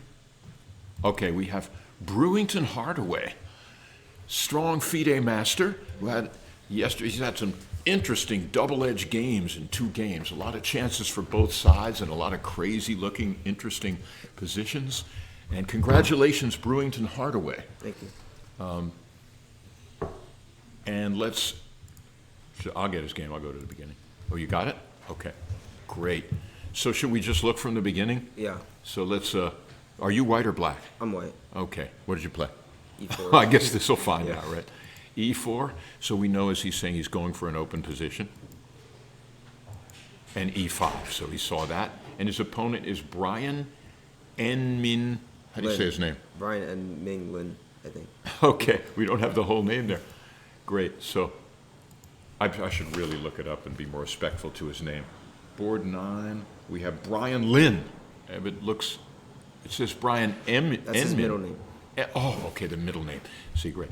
All right, so we have the classic Ruy Lopez, named after the Spanish priest, Ruy Lopez de Segura. I love going back to chess history and seeing how strong these Spanish priests were, and Greco was a priest too. So it's just funny to see how these guys, they were strong players, and they had a lot of time, and they were really devoted to this game. All right, so this is a way to put positional pressure on the center, as opposed to the Italian game, which attacks the king by going to c4 with the bishop. So anyway, we'll see. He goes here, attacks the center, d3. Right, no nonsense. We don't want a Berlin defense here. I mean, we don't want that type of thing. You want a more full-body game. You don't want to give him some theoretical thing. I like this, right? Yeah. Any comment? It's just to keep peace on the board and just have a closed, nice middle game. Like, Yeah, it's funny. Like 25 years ago, no one was playing this move, not many people. But they always played main lines. But this is just a way to just play a game, get your pieces out, like Lasker almost. b5, okay. He attacks your bishop, says where it wants to go, goes to b3, and now bishop e7. All right. Castle, fine. So far, so good. Not too big important. You chip away at the side a little bit, right? yeah. Any comment? It's just A4 is always just a nice move. Like open up the A. Whites play. You usually want to open up the A file, and it's just a useful move. And you're already threatening to win a pawn because he can't recapture unless he does something about that rook. And the common ideas here are bishop b7 or rook b8 to avoid that. And he goes rook b8. So that's good. You already have an A file when you decide to open it. And you decide not to. Let him do the taking, right? Because if he ever did take, Yeah, the A6 pawn is now a weakness. the a6 pawn is a weakness, and your structure is harmonious and better. And he's got a weakness here, and that's it, his structural edge all of a sudden, because he's got a weak pawn island over there. So, you see, so you're waiting for him to take. That's what I notice about these players. They like to let the other guy do the capture, let him relieve the tension. If you have a comment, feel free. So we go here, d6, solid center. It's when things get interesting soon, right? Let's see. Knight a5. Well, you're probably not going to give him your bishop. So did you go to c2? Okay. And now c5, common. It looks like black's getting a grip on the center here. But white will always be able to challenge it with d4. So here we go. Take. You decide to take the a file. You have it with your rook now, getting a little more space control. These guys love to control more squares than their opponent, if they can. We got, okay, what did you play? D4. Take, d4, take, you see? And now, look what happens. Now the center is sort of equal, but look, he's still back here. And if you were to take, then After knight takes, all of a sudden white has the better structure again. Another weak pawn island on d6. Yeah. And just weak squares that you can control. More space for you, right? So these are just, I got to show them because the average player is 1400 and we want, the average player is the soul of chess. And we got to, show these strategies. So let's see what happens. So knight back to c6. If anyone has a question, feel free to raise your hand, comment. Same with you, I want you to incite, but let's see, we're still early in the game, right? And you played h3. Want to give us an idea why? I just want to stop bishop g4. Like, let's say I just develop like when knight c3, then bishop g4, d5, knight d4, and right. In other words, the whole idea, why would he play bishop g4, is to put pressure on that center, right? So you don't want to allow that because all of a sudden that d4 square is attacked and you're pinned. So he might even give up his bishop to take that. So you stop that. You see, that's why you see moves like this. They don't play h3 every game. They play it, to control the center. And now this bishop is relegated to maybe b7, which would take away defense of that. It can't go to e6 because you squash him in the center with d5. So very good, h3, very simple, good. So let's see. Now, bishop b7, sure enough. Now the question is, will you play d5 or you have something better? What did you play? I just put knight bd2 just to keep the tension. Like I thought if I played d5, I thought he would go knight b4, and then I just didn't really see. You thought he would go knight b4? Yeah, knight and b4. then your bishop would have to maybe be gone. Yeah. That's not too good. So you made the logical move. You're behind in time, right? He's developed. That's one thing. Black is fully developed, but he's still a tiny bit worse because of this Ruy Lopez pressure and the center space. And you play the most famous maneuver, knight d2. But you're saying, okay, yeah, exactly. So he does this. And now you're prepared to temporarily sacrifice a d-pawn, right? Yeah. So should we look at what would happen if he took it? What would you have done? If he takes with the knight, then I just take, and then take knight b3. Knight b3? Yeah, doesn't matter. Doesn't matter, or f3. And this is totally protected, and you're winning this back with a better structure. So the temporary pawn capture would make him happy for a little bit, but all of a sudden he's faced with this weak backward pawn maybe, and pieces coming out quickly for white, space advantage on the king side. All right, but the computer still has it pretty close. I mean, it's not like it's untenable. So let's see what happens. So he decided not to take the pawn. No, he took with the pawn. He did take, Yeah. and then you played knight b3 anyway. Yeah. And now you're getting that anyway. And that's beautiful how this pawn is so well protected. Okay, so let's see what happens here. You know what they called the Ruy Lopez in Bobby Fischer's My Memorable Games book? Remember the Spanish torture? Because it goes back to the Spanish Inquisition, because it was a slow way to just totally keep a squeezing edge on your opponent with these tiny positional advantages, just put pressure on him, and it lasted a long time. So let's go. Now he goes knight b4. Let's see, what do you think he should have done? Well, I think he should have taken d4, like Opening his bishop up? yeah, knight d4, and then bishop f8. Then bishop f8, putting pressure 3 times on that center pawn while you haven't developed all your pieces yet.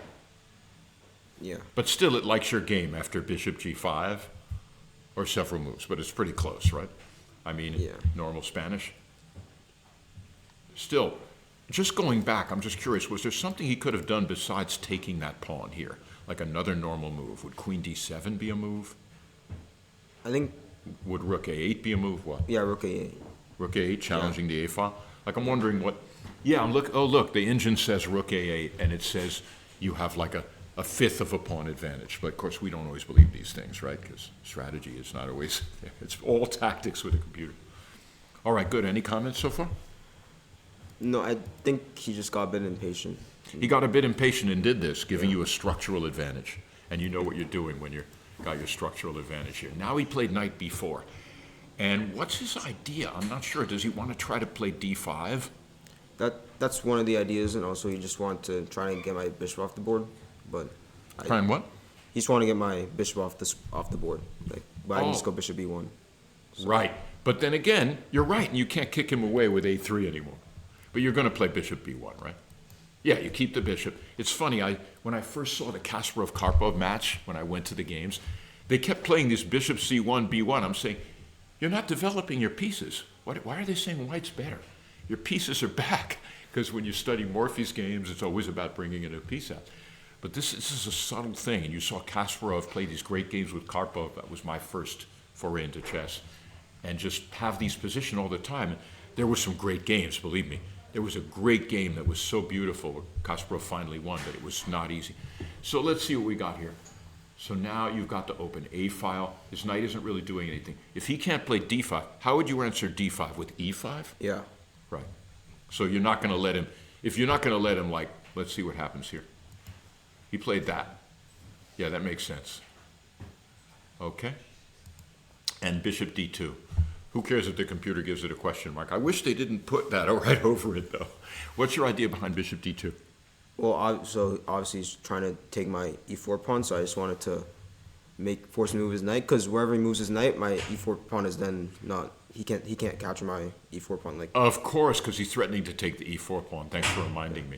The computer likes bishop G5 and gives it a huge edge for you, or queen B3.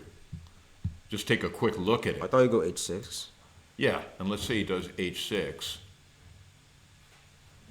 And they still like you even after, they give you a lot after bishop G5, but it's because you can sack a piece there. Oh, yeah. They like that. Wow.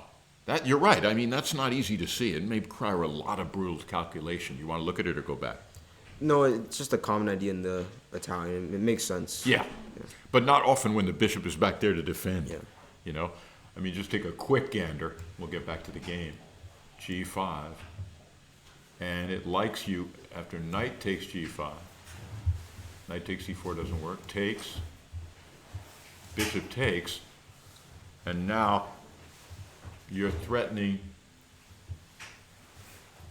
If bishop G7, they like knight F5. It's that F5 square. Wow. It's just that black's extra piece doesn't really do anything. And also I can go like rook E3, rook G3, knight F5. Now you see it. Yeah. Exactly. But then again, it requires a lot of calculation because you don't just want to give away a piece. So practically in a game, I can understand a move like bishop D2. I mean, you're playing simple chess here, and you're a human being. You can't just sit there calculating 24 hours a day. You have to make moves you don't need to calculate sometimes. So let's go back and get into the game now, all right. Bishop D2. Oh, okay, I know, we saw that. Wait, we go back, and again we look forward.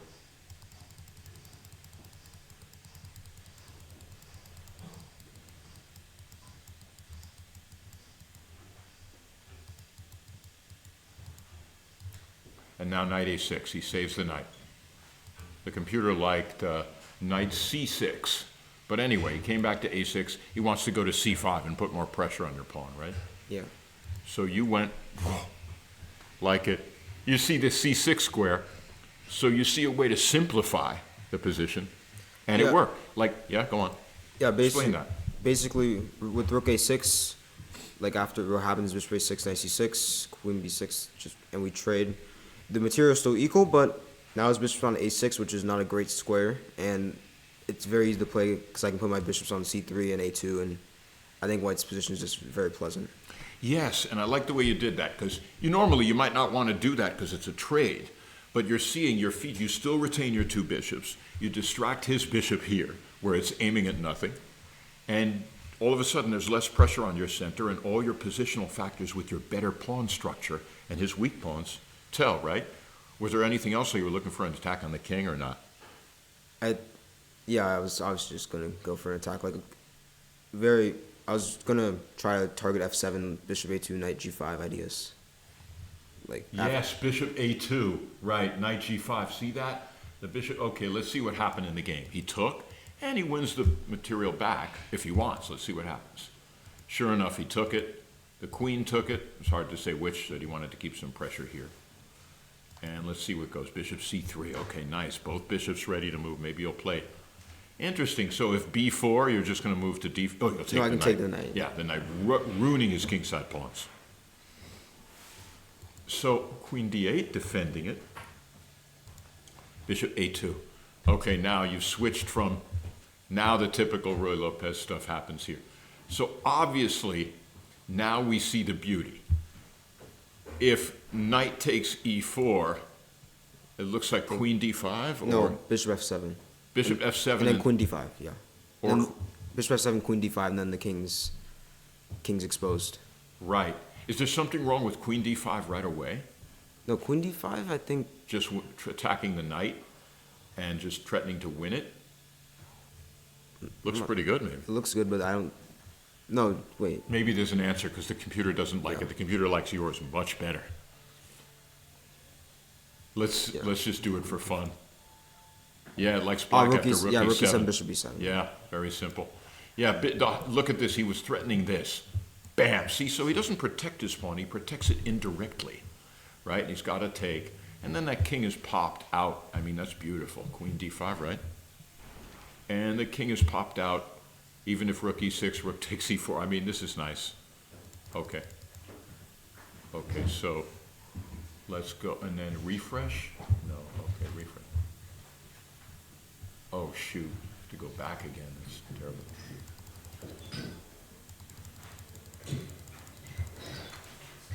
All right, let's see what happened here again.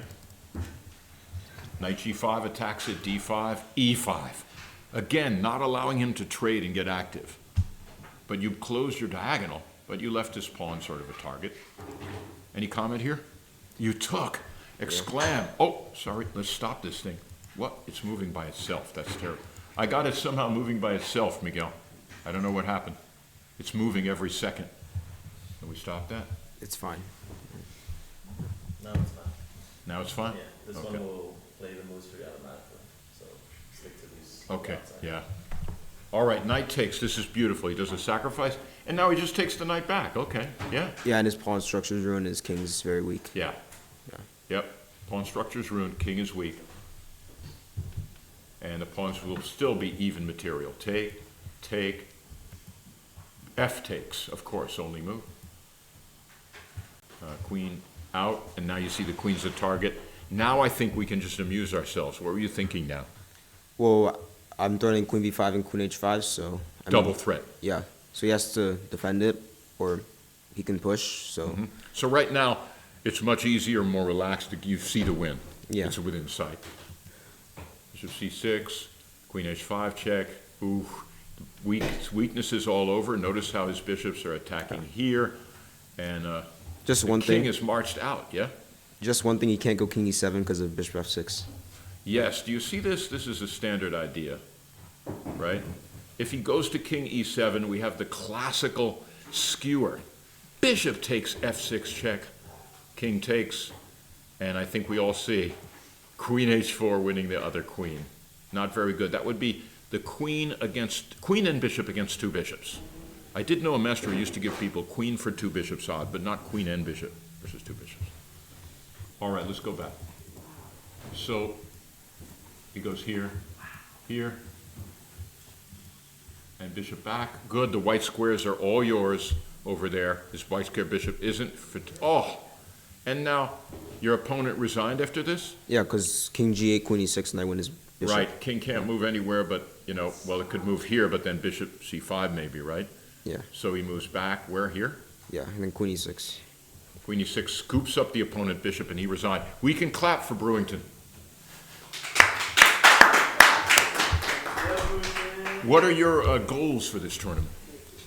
Well, I already lost one game, so I guess just try to play my best chess.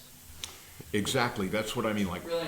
I remember I was about 8 years ago when I was winning a lot of weeknight tournaments here.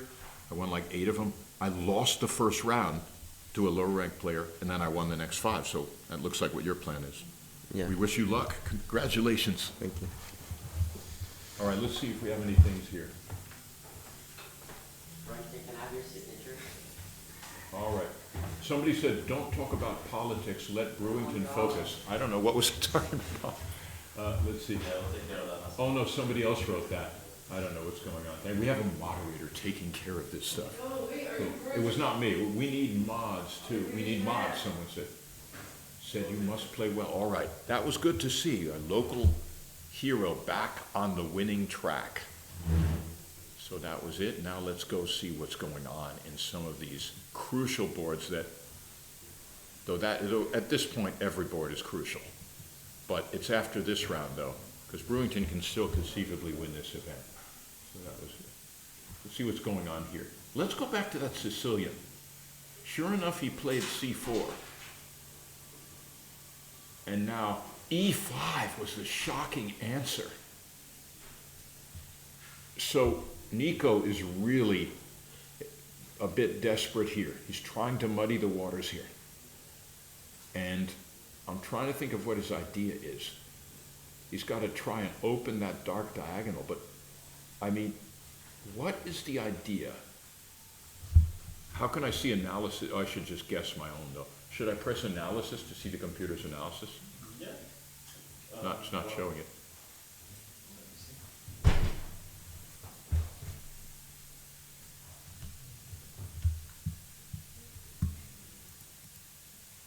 Right, but it's not showing it for the current move. Because we're trying to move the game right now. Now it's not, and that's the position. That's all right. But it was before, it's weird. Yeah, it does it for the previous moves. Yeah, but, all right, so. So now, whatever it is, according to the engine, and it looks like we said, because of the open king position here, this pawn is just a killer. He can't take en passant because of rook takes. He can't take now because of rook takes. There's no discovery with this bishop that's any good. So he muddied the water with E5. And now I'm assuming I would just take it. I mean, what is the drawback to taking it? You know? I mean, besides just giving up the bishop, I mean, I think this is he must have some idea of like pulling his bishop back to F8 and playing bishop G7. No, he can't do that. Maybe bishop back. Okay, we're not going to bother with it. We'll just see what goes on. So, refresh. All right, who did Daniel Johnson defeat in round one? Because I know he had an upset there, right? Oh yeah, okay. That's not the biggest upset. They're both masters, and Brewington's a strong master, but it's like 150 points, whatever, 200 points. This is a bigger one. This is a 400. No, wait. Yeah. Daniel Johnson really moving up. This is a 300-point difference. It just shows the ELO rating system is your previous results. And it's, you know, got its own flaws and everything. You have to put it out of your mind when you're playing. So let's see what goes on here. Just look to me like white is just crashing through here. If he takes, I don't see the answer. All right.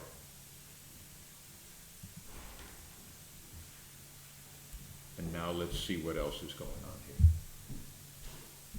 All right, let's see. We just got to look at these top boards, but somebody wanted me to look at another board. We'll get there soon. I got to see what's going on here. And white's advantage has gotten a little stronger now. Black's last move was bishop c6. And got a couple moves here. Certainly not over. But he's only got 15 minutes. But I still think he's very little danger of losing if he's solid. But he's true. Rook e1 looks good, but then rook e8? No. Yeah, rook e8, queen f1. I mean, maybe black will repeat. I don't know. Let's go back. All right, so that's that game. And what did we look at this game in a while? Oh yeah, you know what? We haven't seen it. Well, we should look at this. I was right. He played. Yeah. We said he's going to play king e2, and then I've said that we're going to play a5. Did not yet. Rook d7 first. Rook d1. Rook d8. Rook d3. King g7. Double rooks. rook takes, rook takes, rook takes, pawn takes, straightening out the pawns. And now a5, finally getting his bishop ready to re-enter the game. d4. And now b4. Oh, he doesn't play king f6. Now they're saying the e4 break is very strong. Oh, and so he's saying e4, because if e4, if takes, then king e3, followed by like bishop c2, if the king tries to protect it. Wait a minute. Yeah, so that's not what happened though, but it's still sharp. I mean, I don't know what's going on here really. King here. They liked b4 better. King f3. Now he played e5. Actually, bishop a6 I like. No, likes white all of a sudden with this move. King f4. b4. Really likes white now. I guess because he's got a lot of ideas of breaking, wait. Bishop c2, setting up g4 or e4. That c6 pawn is really weak.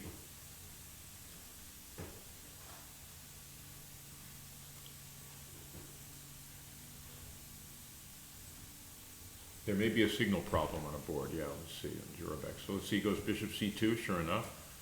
And now black is deciding what to do. And white has a little edge here. I would say that. White has a better king, and white has better pawns for his bishop, because the pawns of black are all on the same color. We can start engineering a break. It seems like the breaks are all in white. White has the possibility of 2 breaks, and black has to wait and see which one he's going to do. And that means you have the power when you have the breaks. You have the choice of when to do it and just threaten both of them at different times. So white's going to press for a while. All right, let's see what's going on here. Johnson back-to-back upsets, so you already won. It looks like it, yeah? Yeah. So you're saying Brewington is an IM elect already, because it lists him here as an FM. But I guess he already has got it, but it hasn't been put out in print yet. Am I looking at the wrong round? Yeah, I'm looking at the right round. Wait a minute, board 9, yeah. So, good, yeah. Big wins for Daniel Johnston. It says a lot because he plays, we have him in the same tournament, FIDE Mondays, and he plugs away. And look, he is on the international stage. It shows. Well, the Marshall gets you ready with their normal tournaments for tournaments like this. Oh, okay, so somebody told me the result is in. I will checkmate your soul.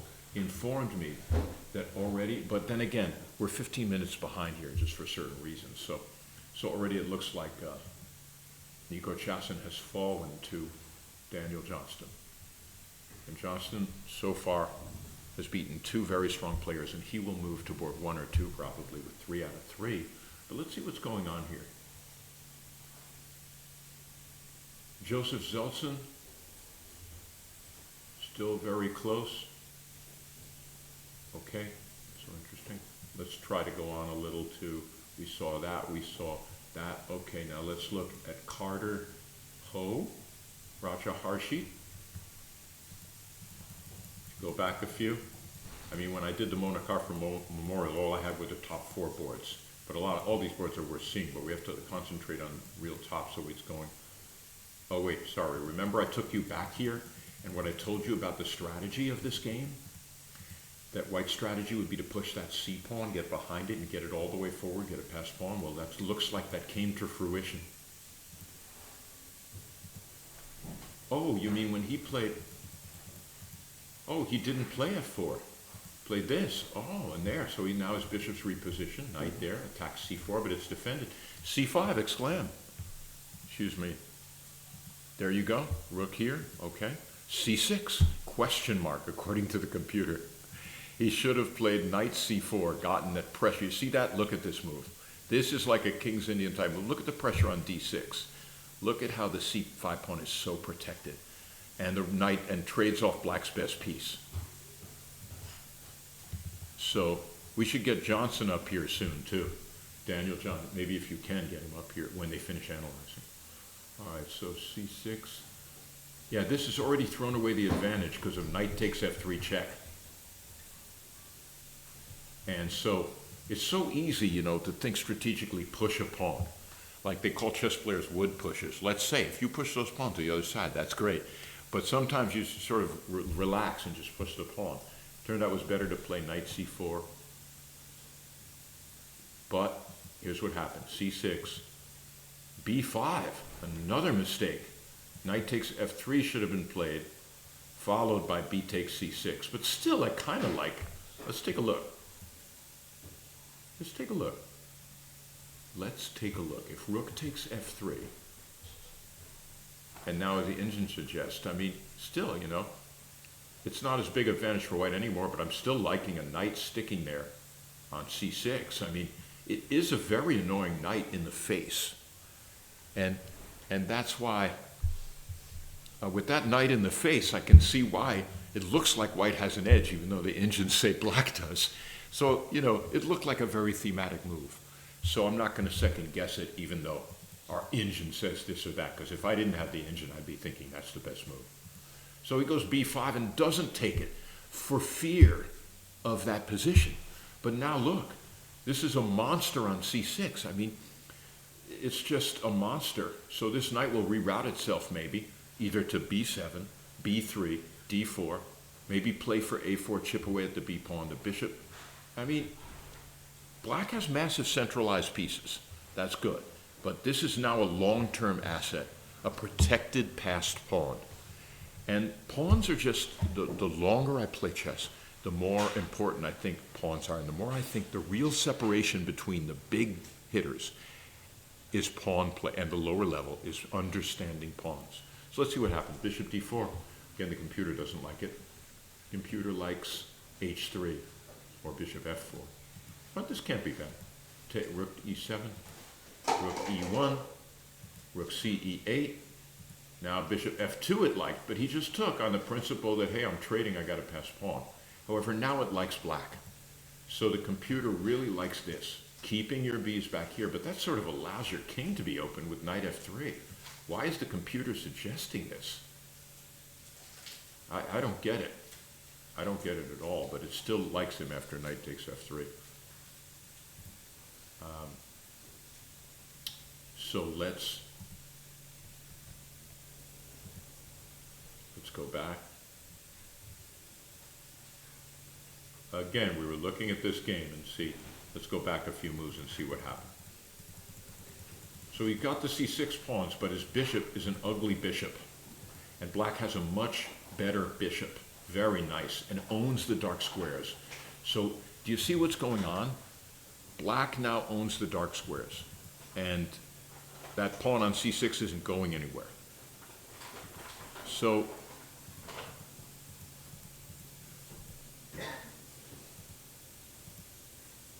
I'm trying to think what we could do.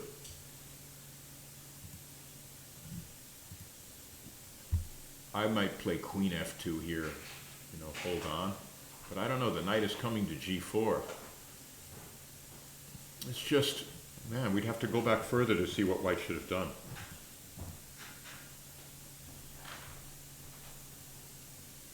h3 maybe, stopping any knight g4s.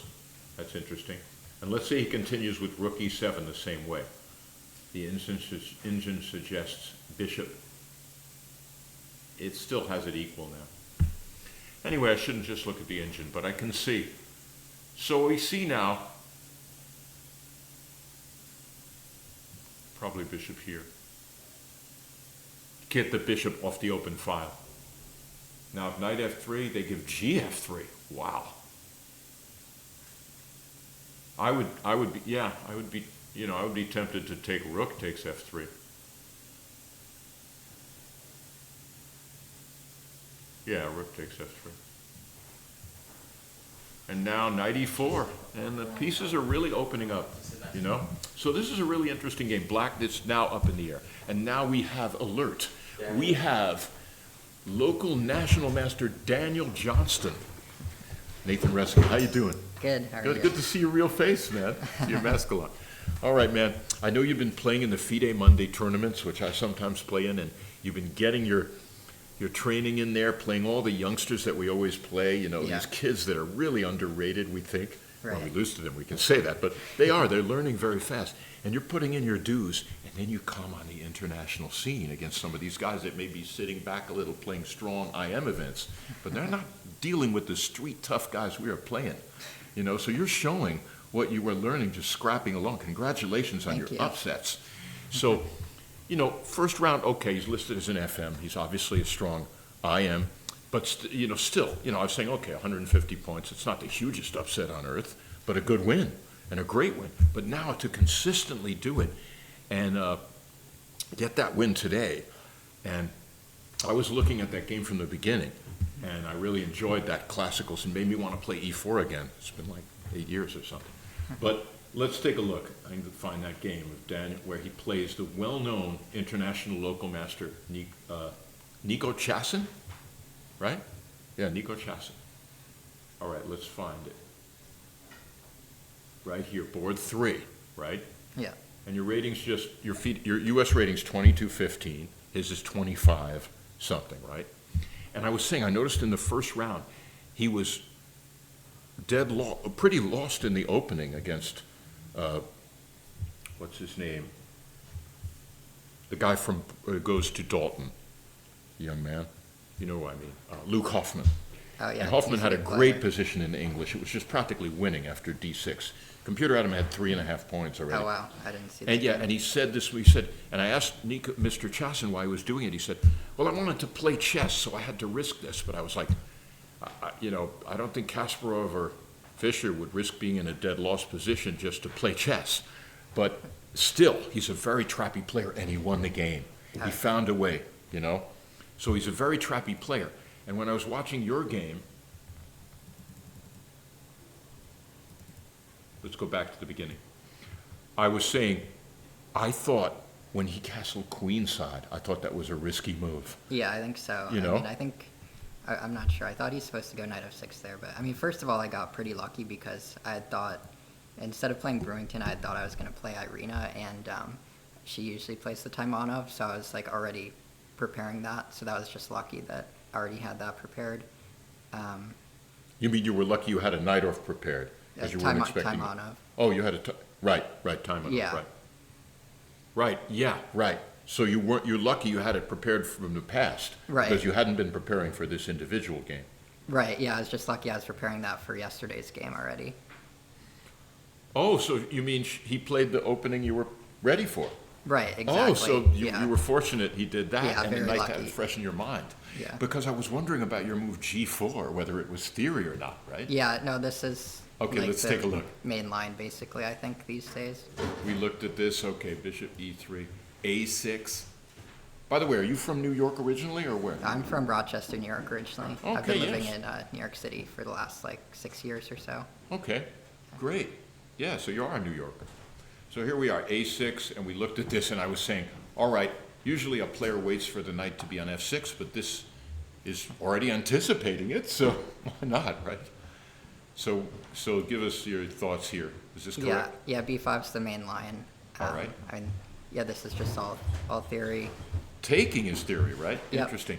Because if he takes with the pawn, that defeats the purpose of his Yeah. of getting a strong center for black, right? So Yeah. he takes with the queen. And then you played queen d2. Simple. So this is a pawn sacrifice. Yeah. And he knew about it. Yeah, of course. Yeah, I mean, this is, if you look, I think up until a couple years ago, queen f3 on move 7 is, the main line, but recently, g4, because I also play the Taimanov with black, so that, helps me, be aware of all this stuff, but, yeah, g4 is, it's actually a very tricky line. It's probably the most difficult line for the Taimanov. You know, this is what I'm trying to explain to a 1400 or someone, that The idea is whenever black plays these slow systems of opening slowly with pawns, there's ways to, you can give up pawns if you're white because it's such a slow development that he gets Right. in trouble when he takes these pawns. Yeah, no, So- I mean, black's pieces are all on the back rank, so. Right, and there's ways to capitalize on that. So this was very interesting. So he does it. He goes for it. Is that the normal theoretical Yeah. move, or is there a move? Okay, you have to bite the bullet and take it. Looks pretty good. You're coming here, and no matter what, Bishop G2 is coming. Yeah, so queen c6, that's like the first. I'm guessing he probably played that move to try to avoid my preparation, because queen c4 is the main move here. Queen C4 is the main move. Yeah. Interesting. Walking into a different discovery. Exactly. So show us that line. What happens there? Yeah, it's like queen c4, knight g3. Well, you can go knight f4 or knight g3. Knight C3. Pawn takes knight. No, knight g3. Oh, knight. Thank you. Knight G3. Yeah, queen c7. Queen C7 again. You're bouncing. The queen is being attacked by the bishop. Yeah, It and bounces then, back. like knight h5. Ooh. Wow. Although Just sort of baiting him into a G6 move. no, I think no, that's not right. I think it's castle. It's castle and then Castle queen side. right, castle queen side, and then Okay. if they go knight e7, knight e7 is the best move here. Right, because this runs into G5. No, so if knight f6, then bishop f4. Oh. Ooh. Interesting. Yeah, and then if d6, Right. then Yeah. then queen takes b4. Okay, I'll go back a little. Let's not get too far into this line, just because Sure. we got so much more to look at. Sure.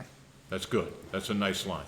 Yeah, So- so queen c6 is like not the main What line, about, but it's Michael playable. Rode was saying he might do queen B7 here, I mean, which looked weird because you're not getting the bishop to yeah, B7. I've never heard of that move. But he That's, was saying, I might do queen B7. What to was just- his idea? So I don't get hit by the knight on D4.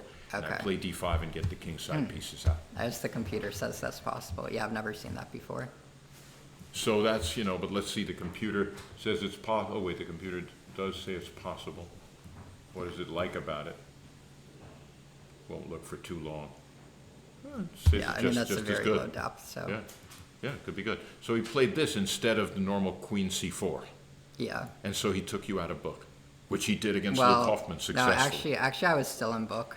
Okay, he's still in book. Yeah, You attack him, that makes sense. yeah, I mean, I was thinking just because I know the position that I was trying to get to, I was just thinking about the move order. Right. So- Now, yeah. Yeah, so I was still in book, castle, bishop b7. Do you think if a player who didn't know theory here, a good Sicilian player, I'd think I've got my strong center. If I can just get those kingside pieces out, I'm going to have an advantage if I can castle kingside. That's what I'm thinking. Yeah, But I mean, that's pretty difficult to achieve, yeah, because I I'm gonna, get you got a point. yeah, because the idea is to play you can play f4, f5, g5. Okay, so what if, let's see what he did. You castle, that makes a lot of sense because I'm looking at king b1, rook c1, c3 Yeah, already. exactly, yeah. So bishop b7. I was looking at king b1 right here, but you know the theory too. Yeah. So this is good. So- What's interesting is you were preparing for Irina the same thing, so you Yeah. got this. You got the same thing. Yeah, Okay. very lucky. But so he played, he castled, but knight f6 is the move that. Right. Because I'm willing to give that knight back or let you take here.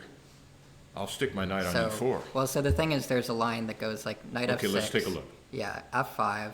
F5, not Yeah. G5. No. Yeah, because he wants to go there. So F5, you're just trying to can open him. Right, and then I was thinking like calculating like what happens if knight g4, for instance. or, Yeah. because that wasn't in my prep, but I think it's like. Let's say he does it. Let's see what it So I looks thought like. I was gonna play f takes e6. Yeah, F takes E6 is really Yeah. strong. Yeah, so he's in big trouble. So he has to play. Let's just take a fun look, because let's say he just takes back, and now you're going to play knight d4, hitting the queen, That's interesting. or what are you going to? I mean, I was thinking at least bishop d5 is like fine, but yeah, there's probably. Bishop d5. Okay, that was the obvious thing, to take the knight with the rook on g1. But right? That's cool. This is fun stuff. I mean, it's all brute force tactics, but you're going to get there first because the king is in the center. Yeah. So it's a very- so what's the main line here? He goes Yeah. knight so, f6, so f5, e5. e5. Right. Keep things closed at all costs. Yeah, exactly. And Go then ahead. g5. All right, knight e4, No, knight g4. knight g4. Yeah, attacking the bishop. my instantaneous thing wants to just take to e4, let you take that, and just get my bishop to e7.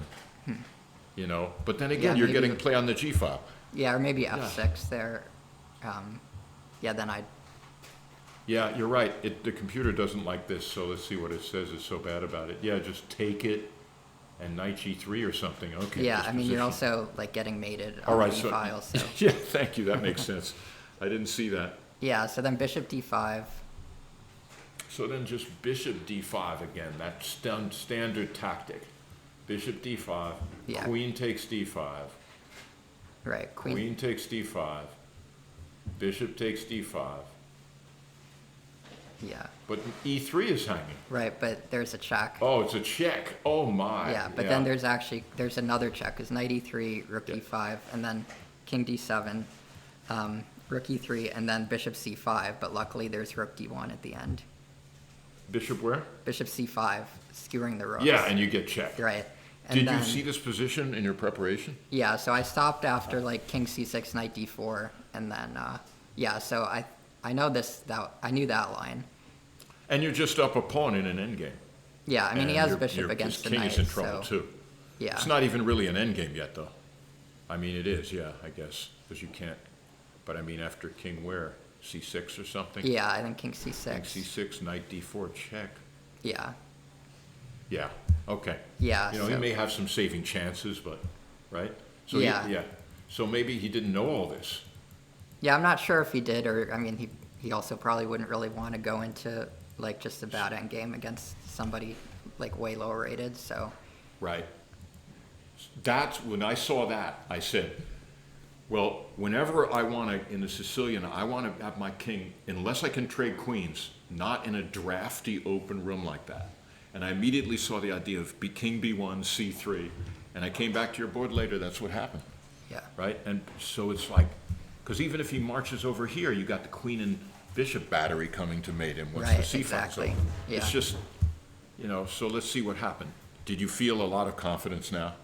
I mean, I knew I had a good position, but, I mean, also the thing is that since I had studied this, like, I already knew, like, ideas like g5 to, like, stop his knight from coming in, and king b1, rook c1, c3, so, so yeah, I kind of already, like, even though my preparation ended, like, I still knew how to play the position.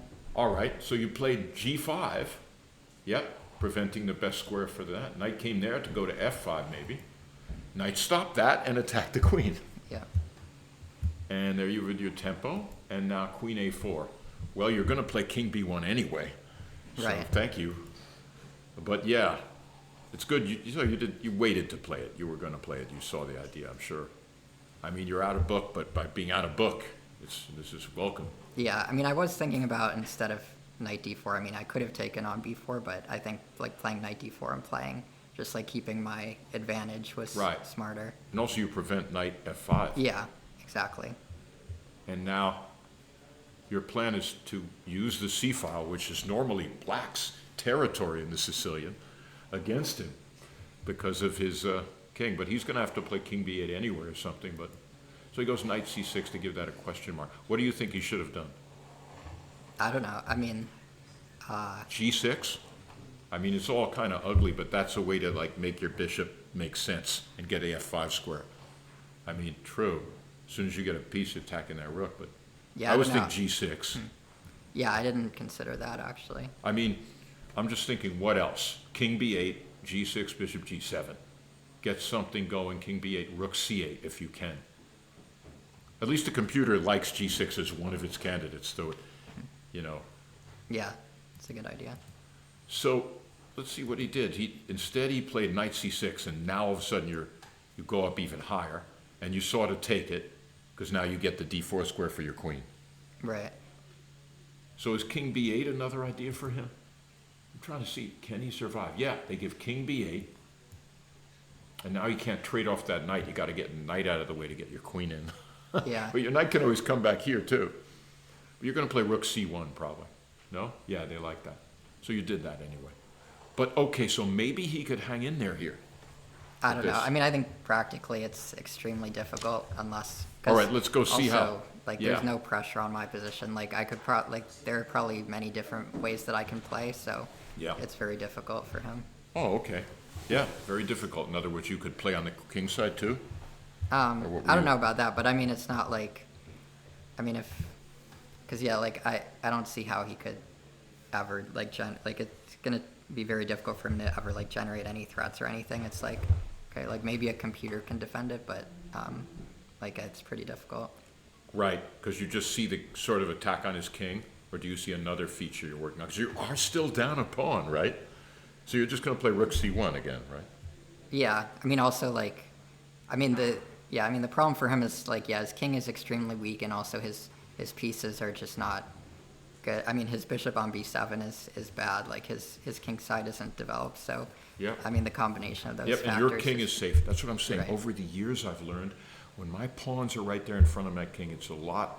I don't have to worry about a lot as when my pawns are advanced. So if he could only trade queens, Yeah. but he can't, right? Then he might have a better game. For sure. All right, so let's go on and see what happened. Oh, sorry. Yeah. Refresh? Like click No. there. What? Which? Just He- click on knight c6.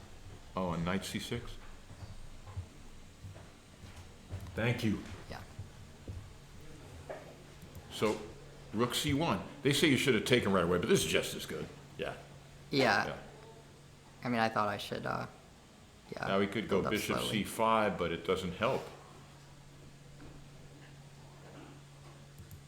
Bishop d6, and you took. Yeah, I mean, here again, I was thinking for a while about whether I should play c4 right away, but I thought it made sense to like take and play queen d4 because like I don't see anything he can do, and Right. like even though he's like obviously an extremely strong player, like it's very hard to not just like you could very easily blunder in this position, which I think With black? yeah, because Yeah, for instance, b3 to trade queens, you just play c takes b. I was gonna play queen a4 and then bishop a4 cb3 check. But look, just c, oh yeah, same thing, right? If you Well, play just plain no, c 'cause- takes b3? Oh, no, because you can trade queens, okay. Yeah. Queen takes a4 and c takes b3, check, yeah. Yeah. Yeah. And now g6 is finally played, but now, is there anything better? Rook, king b8, it's too late for that now. Too late for that. Yeah, I mean that makes sense. Rook hg8 is like the but like the Well, it's now not a move a g7's human hanging, wants right. to I would make. want to play like maybe king d7 and get the hell out of there. But there's nowhere to run without Yeah. interfering with my other rook. Yeah, So g6, b3 exclam. Because you're going to play c3 without allowing anything, and you're going to crack open the file, or c4. yeah, Queen a5, and now c4, winning shot. I mean, look at that. And you're even walking into an open file, but it doesn't matter. I Yeah, mean, if 'cause- takes, you just play rook takes. There are no good discoveries. right. Well, that's also the thing about when he played g6, it weakened his rook on h8, so that was important. Say it again? When he played g6, it weakened his rook on h8, so Yes, that's oh, important right. as well. That's yes. Let's see, anybody comments here? Zachary Tennant beat Kyle Dawn, okay. And now let's go back here. Okay, we'll just keep going. And this is just about it. I mean, he played e5. I figured you took it. No, you found that instead. I mean, f takes was strong too, right? Yeah, Okay. I thought. Yeah, I mean, I guess I thought his idea might be. I don't see what he can do. Yeah, I thought. Yeah, I guess he could just go bishop c7, but yeah, I mean, it must be winning. But as your move well. nice. Bishop h3 is sort of counterintuitive, getting off that square because your queen is coming in. Is that what's going on? Bishop d7. Take. Check. Ooh. So you mean he can't move his king anywhere Yeah. because you're coming in with your queen. I mean, oh, and you're discovering on him. So check. Bishop c7, all right. People can try to think how Daniel put his opponent away here. I mean, you could just play queen a7, right? But I don't know. You take on e5? Monster pawns? No, your bishop's hanging on h3. Yeah, I mean, So probably. what'd you do? I played queen a7. Yeah. Oh, okay, so you can't. You play queen a7. This is nice. So let's just look here. So in other words, if bishop takes h3, bishop b6. Yeah, exactly. Ooh. See, if he gives up the piece, he goes, so what? Look what I can do to you. That's what I mean. Someone attacks you. Think what you can do to them first. Best defense is a good offense. So Yeah, nice. so Just that's- came in, and pretty soon, oh, that's what happened. Yeah. And he goes back, checks you. You play over, not up. Doesn't really matter, maybe. And he finally packed it in here, huh? Yeah, it's pretty good to get to play that. Well, you're going to be on board 1 or 2. Let's clap for Daniel Johnson. And I'm liking that FIDE Mondays training with this guy, right? Thanks. Good luck. Fantastic. Wow, we got hordes of upsets. We had Fidel Corrales knocked out of the tournament. Oh, really? Yeah, but then again, he actually told me he's got an open house. They're trying to move and sell their house. He had all these appointments, so he withdrew because he's got to do a lot of that. But normally he would have tried to fight it out. How many points is Daniel at? Huh? He's 3 out of 3. Johnson has 3 out of 3. Yikes. And the question is what will happen to these other boys. So that was, that was a good Sicilian, and how sharp the Sicilian is these days. I mean, for both colors. But I used to love to try to smash the Sicilian. Now I kind of favor black. I like those positional features, but you can't castle into it. But then again, can't really second guess. This is just a good game, just a tough game. Okay, Lou, Prior wins like upsets too. Daniel's prior wins. who? Daniel's prior wins were the upsets. Oh, he beat Brewington Hardaway last round. So that was like a 150-point upset. Now it's a 300-point upset or something. So really good so far. And so what do we have here? Is maybe something wrong with the transmission, because it's been this way for a long time. In Zeltsin versus Jurak Kamrakulov. He has 4 minutes left, and he's been sitting there in this position for hours. I can't believe. Maybe the game's already a draw, or we don't know. We'll have to go check on that. It was rookie 1, queen h4, g3. He did that? Yeah. But are you sure everything? He Yeah. played rookie 1 here? Queen h4, g3, g3, and queen back? queen h3, queen f1, queen h5, g5. Hold on, this already happened? If I'm not wrong. Yeah. Oh, what's your name? Arshit. Ashit, are you in the tournament? Yeah. Cool. Queen back to h5? Yeah. Yeah, what black did was he tried to soften the king side up a little. I thought maybe to play f4 coming, maybe, and try for that. So what did I play? d5. D5? Oh, okay. He sacrifices a pawn he played d5? Yeah. All right, good. There's got to have a method to this madness. Hold on, I want to find this. This is cool. The point is that if you take, he wants to go c4 and bishop c3 and kind of. That's nice. So it's a square clearance. Yeah. So that's why the computer doesn't want to take, because if takes, ooh, c4, and it opens up the dark diagonal for the bishops. Oh my. That's really nice, Ashit. Ashit? Raja, you can call it. Raja. Sure. All right, cool. And He just finished his game. who did? Oh, he just finished his game. Okay. Against But Carter. who? Against Carter. Okay, cool. Board 4. Board 4. Okay, you just finished your game. So, did you win your game? All right. Should we take a quick look at the end? Sure, yeah. Okay. Let's go. So we see this game is up in the air, and D5 was played, and hopefully we'll get transmission of that game eventually, the correct transmission, and see where they are. And so now we have our all right, board 4. Why don't you come over and join us here? The winner, Raja. And I'm going to look and tell me, I'm going to guess your pronunciation, and then you tell me if I'm wrong or not, okay?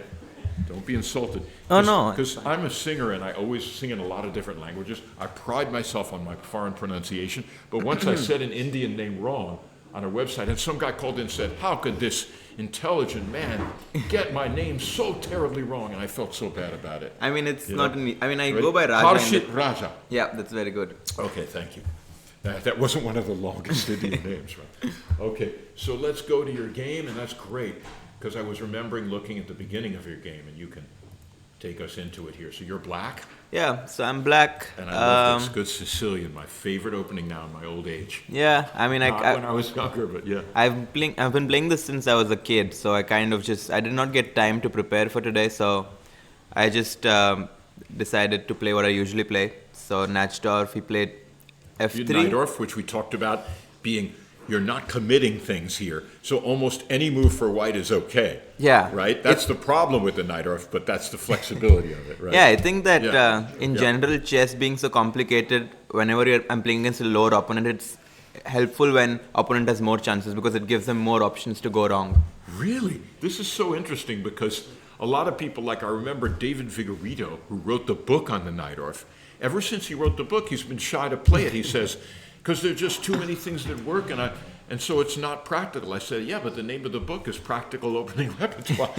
But you are proving he's right. It is practical. Yeah, and it's. you're I mean, saying that. I mean, at the very high level, it becomes very hard to play because everyone is so well prepared. But with, I mean, less than 2,600 opponent players, you can play this without like big problems. I mean, Really? without getting like big problems from the opening. Even if someone memorizes a lot of Bishop G5 against you, the most hairy line, you're ready for that. I mean, so for Yeah. Bishop G5, the thing is you have no option. You just have to be very well prepared because Yes. it's like so direct and forceful that if you're not well prepared, you'll probably end up being worse. And you are well prepared. I right, like to yeah. think so, but I can never be confident. I mean, it's the opening changes every single day. But What I meant was that when people play this move, which leads to a lot of hair-raising complications and demands such memorizational accuracy. Yep. And so, okay, but you're ready for that, and he chose not to do that? Yeah, it was You're fine with F3, that. and I've had a lot E5. of players play this. E5, Knight B3, Bishop Yep. E6, Yep. Bishop See that? E3. And if you're left to your own devices and white does something stupid like H3 or something, you're going to get D5 in. Exactly. That's a very And good you're point. gonna break Yep. open the position, and you have an extra center pawn. Yep. And you exactly. have better pawn structure. So this is your idea, right? I think And- D5 yeah. is the move which kind of, if black gets it without any problems, then black equalizes on the spot. I know. That's when yep. so I played that's- the Najdorf for a while. Yep, I love it in that In respect. this case, in this position, if I can just take it for 1 second. You got it. Move You- it there if you want to. They usually go bishop e7, and the point is that they kind of stop g4 because now you have d5. Right. Because g5 Knight you have takes this E4. d4. Or D4. Don't both work?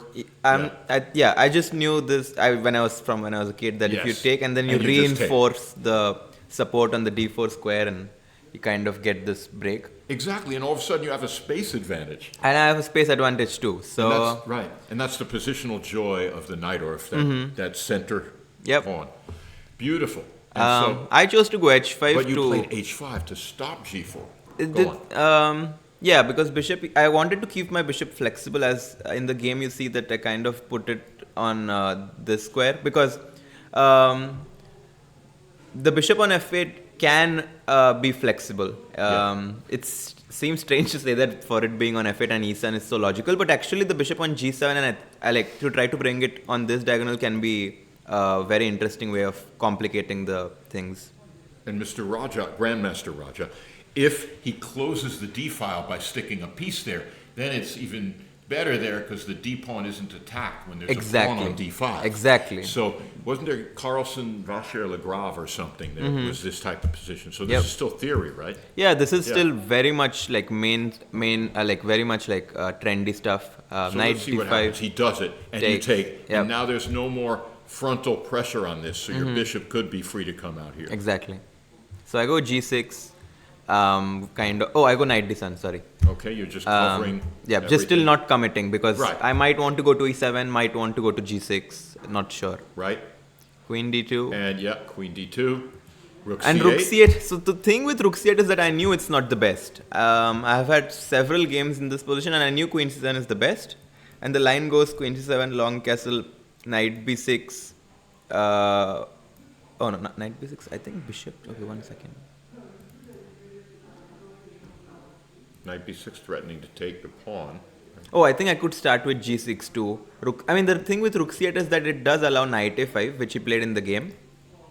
And he kind of gets this nice clamp, because if I ever go b6, he's going to have knight to c6. And queen c7 would have prevented that? Queen c7. That's what you said, that's the main move? I mean, because now knight a5 doesn't have a threat. Because if you go up, But it's still possible, I guess. But now I guess I have the flexibility of developing the rook on b8, maybe. right. Is there any way to stop knight a5, or are you just going to have to deal with So, it? to be honest, I played rook c8 to try to threaten, like to try to scare him, because if he doesn't know the knight a5, someone can easily be afraid of rook c2. Like, you know, Yes. and I take Exchange here. sacrifice for a pawn. But Yeah, queen d2, and one can very easily be afraid of this, that black has two pawns, and but obviously it's not good for black at all. Right, two But this was, bishops yeah, and two bishops White and squares right now. if I was castled maybe, but rook c1 and this is going to be very scary. Right, I got to tell you, I've seen a lot of exchange sacrifice. I haven't seen that one yet. Yeah, so So I don't know about it yet. I don't know if he knew this or he just was able to figure out. But yeah, he played it correctly. He played knight a5, queen c7, and c4.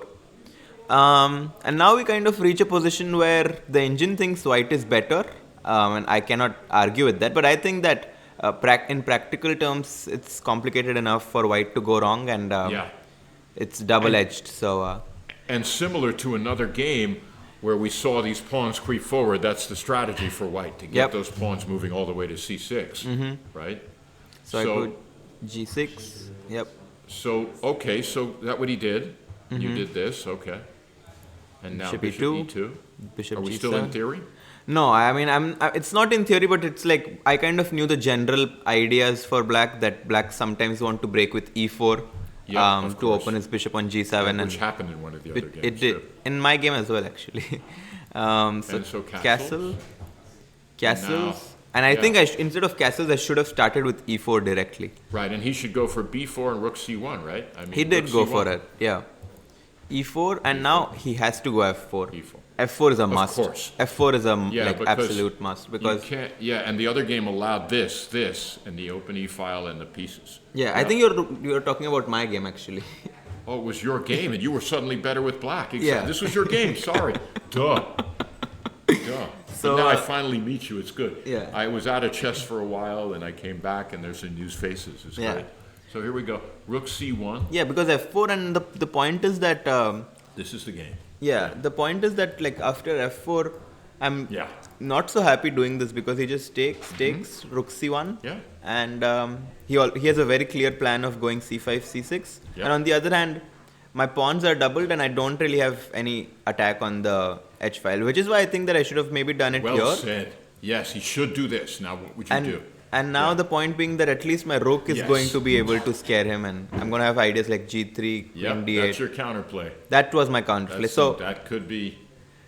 I Wow. did mess up a little bit. I was playing fast and hoping that I'm able to put some pressure on the But clock. wait, but that's okay though. You have enough counterplay, don't you think, on the h file? I would have if I played e4 immediately, Oh, but instead you castle. but instead I castled, which was a inaccuracy by And me. then you're going to have to move your king up, get the rook over. It's going Mm-hmm. to take a little longer, Yep. but you're going to use the e file. So let's see. I And mean, now he made an inaccuracy, rook c1. I was actually hoping during the game that he doesn't go f4, because oh yeah, he has to play f4. Yeah, after f4 I would have been in some small trouble. And here, even though in the engine like white, I think black's play is very simple. I just go knight e5. Very simple. Very simple. He goes c5, and I like this move rook e8, just waiting to see what he wants to do. Waiting to see. The computer likes him to do knight c4 here. That keeps an edge. Yeah, I Just did not. trade off your monster and put his rook on c4 or something. And but it's counterintuitive. You want to stick that knight on c6. Yeah, knight c4 is definitely counterintuitive. I did not see that. I was I hoping. know. That's not a human move. I wouldn't have thought of it if not that engine. I did see bishop f4, which I thought was a very powerful move, but he did not find it. He, I think, again made a mistake, and he played c6. You're right. They call that a mistake. So he had a few other courses that were decent, like like knight c4, bishop f4. So you like that one, but still, what would you have done here? You still like your position, right? You're still okay. Yeah, I didn't think I was in like any trouble as such. I would just take on c5, let's say. Okay, at least he's got a little pin on you then, right? That is So true. you would take on c5, and that's the computer's first choice anyway. Because if he goes like rook c5, I'll probably just go queen b6 and I can pin him. Right. Interesting. So So it he was likes complicated. bishop takes e5. That's surprising. No, BB takes c5, sorry. Yeah. Yeah, I mean, knight, I mean, after I go like something like, I don't know, this Knight position takes seems f3. complicated. Like, Yeah, complicated. I have a lot of options. I would have probably taken my own time in the game and tried to figure out what to do. It Whether seems you can get in a break like b6 at Yeah. some point, you know, because you've that juggernaut of pawns does Yeah. look kind of strong. Yeah, I mean, if he's able to keep the pawns on d5 and c5, he's going to be better for sure. The question is if I'm able to like put up enough pressure on those pawns. And his knight on e5 is an asset, but it could also be a liability once the game starts moving on to the center or the king side of the Yep. board. But yeah, he actually okay. went for Yeah. c6 You and see c6 right away. yeah, he went for c6. He was hoping that And you I did. I did b5, which the engine Very does not like. interesting. I Right, just, but it worked out later, like everything. I mean, I see. It just said you were absolutely fine after take on c6, or knight takes f3 even, and Yeah. allowing the knight there. But Yep. who would do that? I mean, yeah, I just went. I thought that just like after b5, his knight is completely trapped. That's what I thought. that's true. The only thing he can, it's going to take a while to go here and here. Yeah, and I also have knight c4 if he ever wants to do that. Right. So I thought But- that Yeah, and it worked out. I thought that he went bishop f4, which I thought was normal. Yeah, and that's good according And to I- the engine. Oh, bishop he d4, went the bishop same. D4. It doesn't like it. It liked bishop f4 a lot better. Weird. Yeah, I mean it. I'm not sure like what White's idea could be because I just want to go rook e7, rook c8, Yeah. and so, my play is and even g5, g4 at some point if possible. G5, G4. Interesting. If possible, I mean of course Yeah. it's not possible Yeah, now, of but course, if possible. Nice. So he goes bishop d4, rook e7, and now I was kind of like happy that I have such easy play. I go rook c8. At some point I go king h7, bishop h6. Yeah, And the rooks are doubling up. I'm just thinking, could he have salvaged the game here with what? I'm just wondering. I guess also with bishop f4 you stop ideas with king h7, bishop h6. Yeah, bishop h6, right. But I don't think White. But still, you're always threatening to come and bring your doubled rooks in. Yeah, his you pawn on still follow with c6 the same is move? his pawn on c6 is absolutely monstrous. I mean, if Yeah. he's able to exchange the queens, I'm going to be in big trouble. Right. But yeah, just rook e7, So let's rook say rook c8. e7. I'm just trying to think to just see if white can be okay at least. Oh no, I mean don't White is. I mean know. White. It likes knight b7 too. Interesting move, targeting d6. Yeah, just go rook c8. Rook c e8. Yeah, I mean maybe White is better, but I mean it's easy to play with Black. And Queen f2. Yeah, Queen I F2 would is have very considered hard. a move like that. I mean, it's so hard because it just hard, runs but- into knight d3 and knight fg4 both. It's true, but look, you're also looking at the diagonal there. No, but you allow knight d3, so it's like insane. Wow, you like knight d3. Unbelievable. I mean, you have bishop d6, of course, but to allow Ooh, knight d3. Look at this. Who would allow this? Right, it's not very human. I guess it's possible, but it. Bishop d6. Yeah, Oh my God, yeah. I mean, that's exciting. Yeah, that's a sweet tactic. You see analyzing that? with the engine Ooh. makes us a little more. It makes us a little Yeah. more weaker. It's easy to see an engine with us Yeah. and then nothing to actually do that. So what happened though? Bishop d4, and so your position's a little easier to play. Yeah, Just going to double your rooks. just double my rooks, which I did in the game, and he decided to take, which I was very happy to see because now I'm just playing for 2 results. Right, and you could take this any time. You don't have to. Yeah. You could play knight g4 instead. Mm-hmm. Okay, so go on. So he takes, and now we reach this kind of like he takes, and we reach this opposite colored position, which in like Yeah. in the first thought seems like White should be doing completely fine because of his pawn on c6. But then if you think about it, his knight on a5, which I was talking about, is just out of the game right now. And he went rook e1, and now actually I thought that I have I did of course see bishop h6. But the thing is that he have queen c3 and I cannot take on d5 because takes And if I take, he has this rook e8 and Oh, some see? back rank tricks. You're not going to play for cheapos here. It looks nice, I right? mean, I guess engine says bishop f8, but I was scared of. Yeah. I was scared of allowing that. So I thought I went queen b6 check with similar ideas in mind, because if king f1, I was definitely going to tickle him with rook f5. Tickle him. I like that. Okay, he has queen e3, I guess, but my point was that I want knight d5 and knight g4 both. Yes, and what I was saying to the audience was the dark squares are all yours, and this bishop is so... But queen e3 is actually Yeah. scary Okay, because really? because if he manages to exchange the queens, which I kind of underestimated, he will have this check, and now even if I'm a pawn up, this pawn is like without the queens, this pawn is just huge. So like, but you can't, you're in the pin though, so... I mean, after queen b6, king f1, I don't have to do it. I Yeah. can just go knight e8 or Yeah, which which you are, ended up doing. yeah, and yeah. be fine. But he went king h1. I Very guess nice. This is a very interesting phase of the game here. I did see queen d4 as well.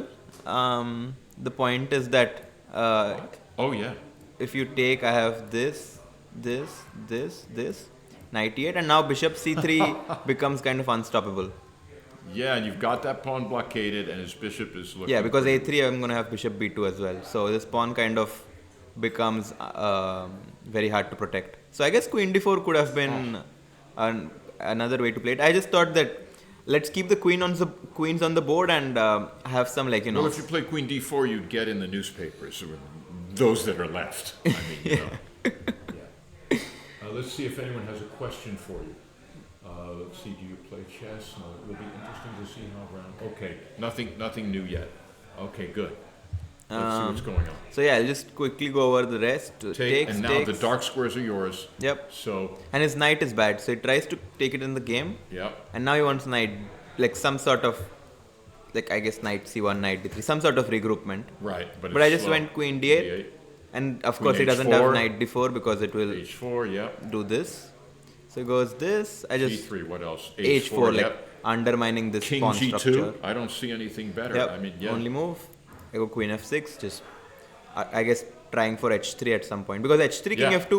Even Yeah. if my pawn on h3 is weak, his king becomes like the pawn on h3 can be a very big asset. G5 is coming, maybe. Yeah.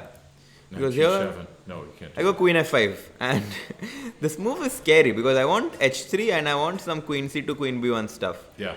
And of course, the engine is probably going to take the pawn, but in reality, when you allow this in the game, it's not so easy. Like queen e2, queen c3, and whoa. it becomes complicated, which is what I'm hoping for when my opponent has less time.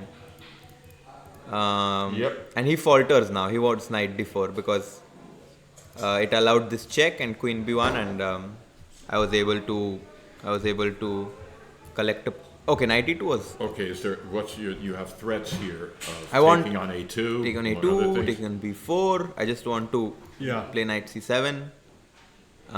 Yep. He didn't know what to do, and he played knight e2, takes, and I guess he thought that this after queen a7 he will get some counterplay, but I just exchanged the queens, and this endgame, Queen. even if I'm just one pawn up, and he can even take my pawn actually with bishop g4, but the point, my bishop is an extremely strong piece, and these King pawns F8, E7. exactly. E6. Once I get this, it's over, and the rest I guess I can just quickly go over, but basically it was just about.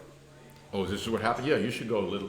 Yeah, that's good. Do it a tiny bit slower. It's good. Yeah. Yeah, okay, that's good. And once his bishop is Yeah. completely now, it's like I was like in this position after d4 he has to go d6. I thought, and Yeah. after bishop d6 go bishop d5 and at least have some play. Yeah. But then you move your king, I guess. yeah, but after now bishop d6, it's like I'm playing against a big pawn, and Ooh, yeah. and I just brought my Yep. king in the game, and I guess after this he resigned. Yes. Well, congratulations. Oh, That thank was you. beautiful. Yeah. Grandmaster Hashi Raja. And now your score is? I took a first round bye, so I have 2.5 out of 3 right now. And we have a notice here that Irina Krush has won her game against our perennial international master Jay Bonin. Is that true? Congratulations, Irina.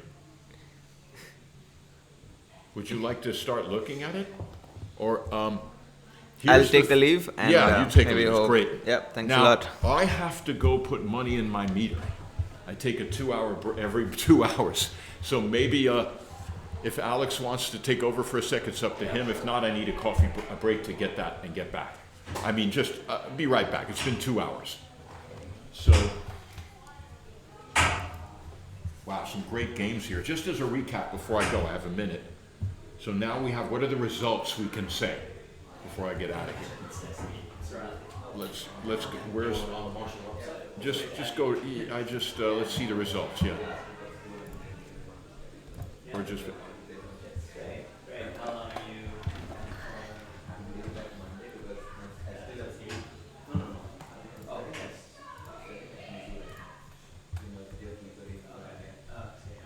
there we go, I'll click on it. Yeah.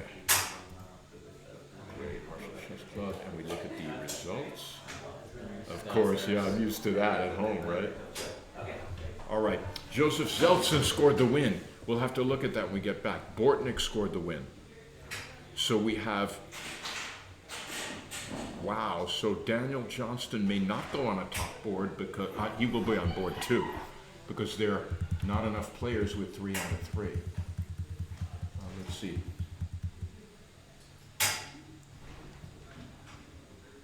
We'll see. So Daniel Johnston had the big win over Nico Chasin. Harshit Raj, as we saw, beat Carter Ho. Irina Krush scored the win over Jay Bonin. And David Braswin's Pressman is still going at it. So, back in a few minutes.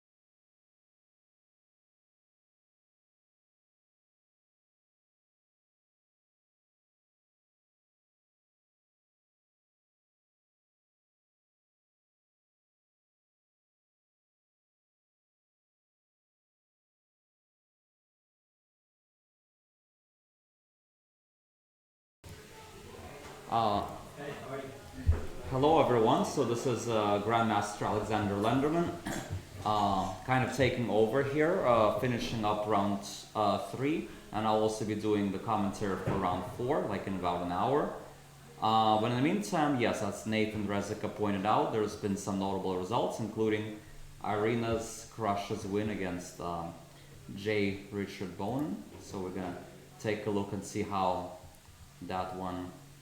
Well, that one officially is still ongoing, but I guess White is totally winning. So it was a Slav defense where Black played this a6 move, you know, with the idea of trying to play b5 without allowing a4. It's like one of the lines I've played a lot when I was younger. It's called the Chemerenko Slav. Irina played c5, which sort of makes sense to try to discourage b6, because after takes you cannot take back with the pawn. So that's sort of the idea of playing c5 once they played a6. Yeah, and then they played some theory, which I think I've seen before, and I think normally I've seen something like g3 here, but yeah, a4 is a very interesting principled move, fighting for the center. But it did seem to me that I guess Black sort of got a fine position. He got his bishop to d5, and I think J probably has a decent position right around here. But around here, maybe bishop takes e5 to try to go knight g7 could have been a logical thing to do. But okay, bishop h6, interesting. Trying to fight for this. Knight e4, knight f4. Queen e3 takes. Apparently this was interesting, but okay. Queen takes, knight d5, g4. Okay, interesting move. I'm guessing stopping queen f5, but I'll ask Irina at some point about that. e6, queen f3, bishop g7, bishop d6, bishop f8. So bishop g3, keeping the bishops on the board because white doesn't really want the bishop trade necessarily. Bishop e7.